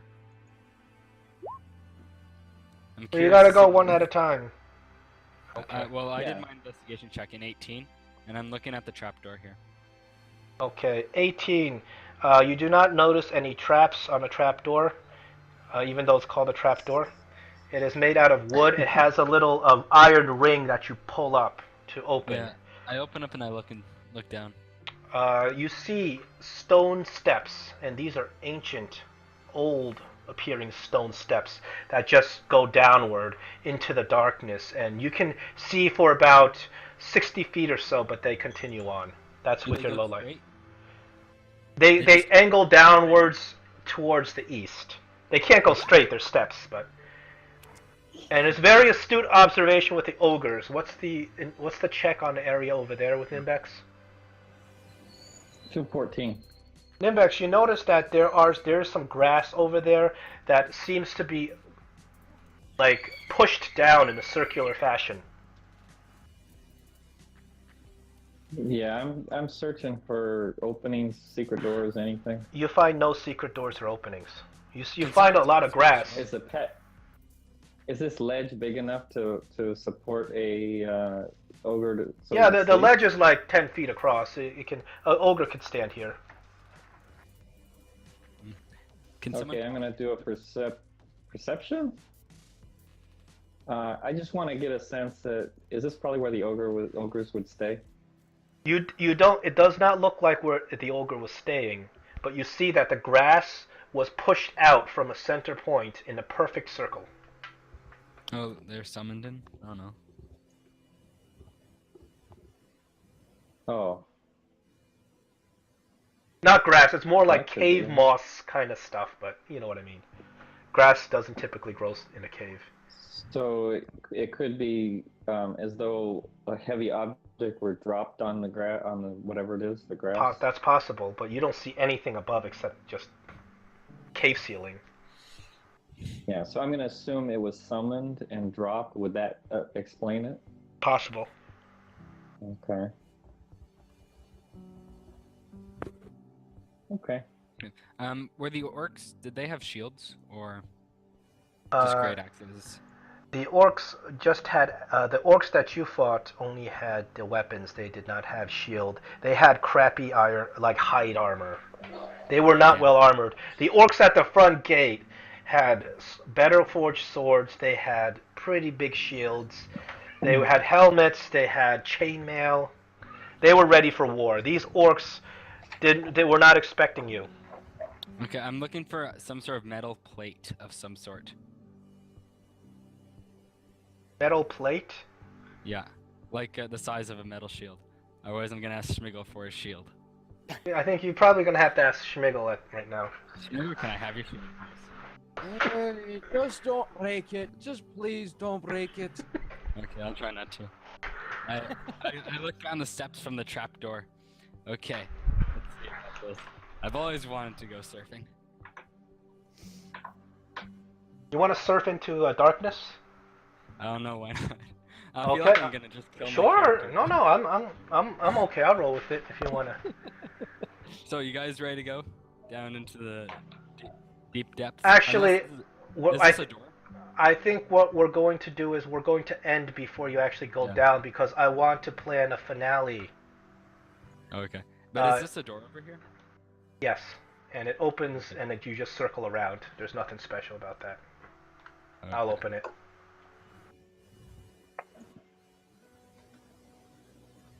All right, so we're not gonna go further than this today because I want to make a finale for next week. Hopefully it's a finale. Hopefully we don't have to drag it out.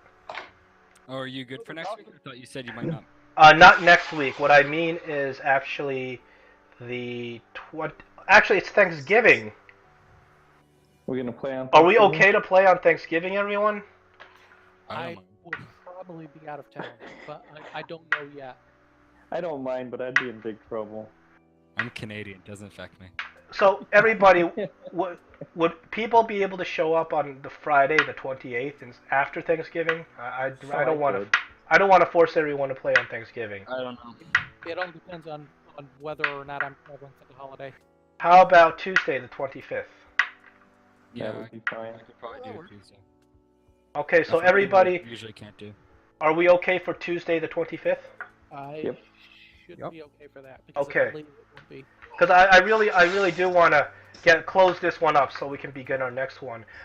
Felix, if you can run something next week, you definitely be welcome to. I'm working. Get it started. I don't know about next week. Maybe. What about getting us started with characters and things? Yeah. Castner, can you not Galen? Can you run some? I'm calling you by your character name. Yep, that's fine. I don't have the DMG, and I'm not sure. I can try to put something together. I'll certainly show up, and if I can get something put together for a one-shot Yeah. type thing, or I'll look at a dungeon magazine. I should have access to some dungeon magazine. Take any first or second edition, and they're easy to convert. John, you're busy enough as it is. Dan, how about you, Dan? I'm too busy. If you guys want, if you want to make up, I think there'd be level 11 characters. You could do Tomb of Horrors. And I One just shot? convert the monsters only. So, well, I just use 5th edition monsters. I don't know how well it converts. You gotta just take a look at it. I know exactly. We'd see how it does. I have no idea what it would do. Maybe your guys will die in the first fight, but it makes you fight. Well, level 11 in 5th edition is pretty epic. Well, the first fight you fight 10 whites. Yeah, Yeah, that but goes- you're level 11.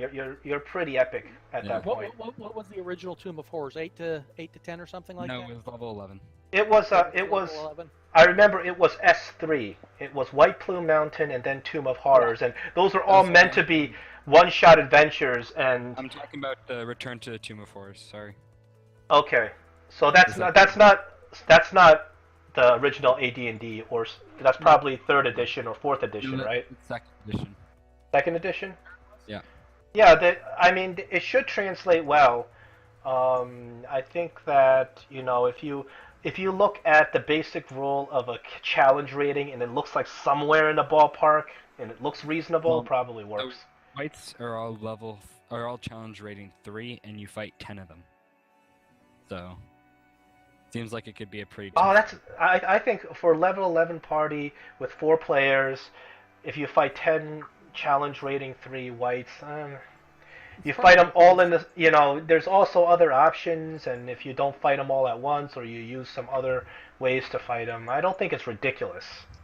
But it's. I mean, if you put 3 level 1 characters against 4 dragons, that's not fair. If I Yeah, put it's you more- guys against 3 dragons, that's an unfair fight. the particular first fight, they just mentioned that it would be if you guys had bad luck or if you went into it stupidly, you'd die. Yeah. But if you approached it intelligently, you'd be fine. Yeah, and It's I'm not sure as sometimes they design the game where the combat itself is just impossible, but you're supposed to be able to think about the situation and possibly come up with a different solution instead of running into combat. I mean, if that's the case, that's fine. That's perfectly legitimate. It's just not fair if the first thing that happens is you start the game and you walk into the first room and there's 5 dragons. That's completely nonsense. But This kind of puts you on the spot for an open melee, but you can do stuff to your advantage. We'll see. If you guys want to do that, we can do that. I don't have to really. I'd have to just do roll 20 stuff, I guess. I can show you whatever you need to know for roll 20.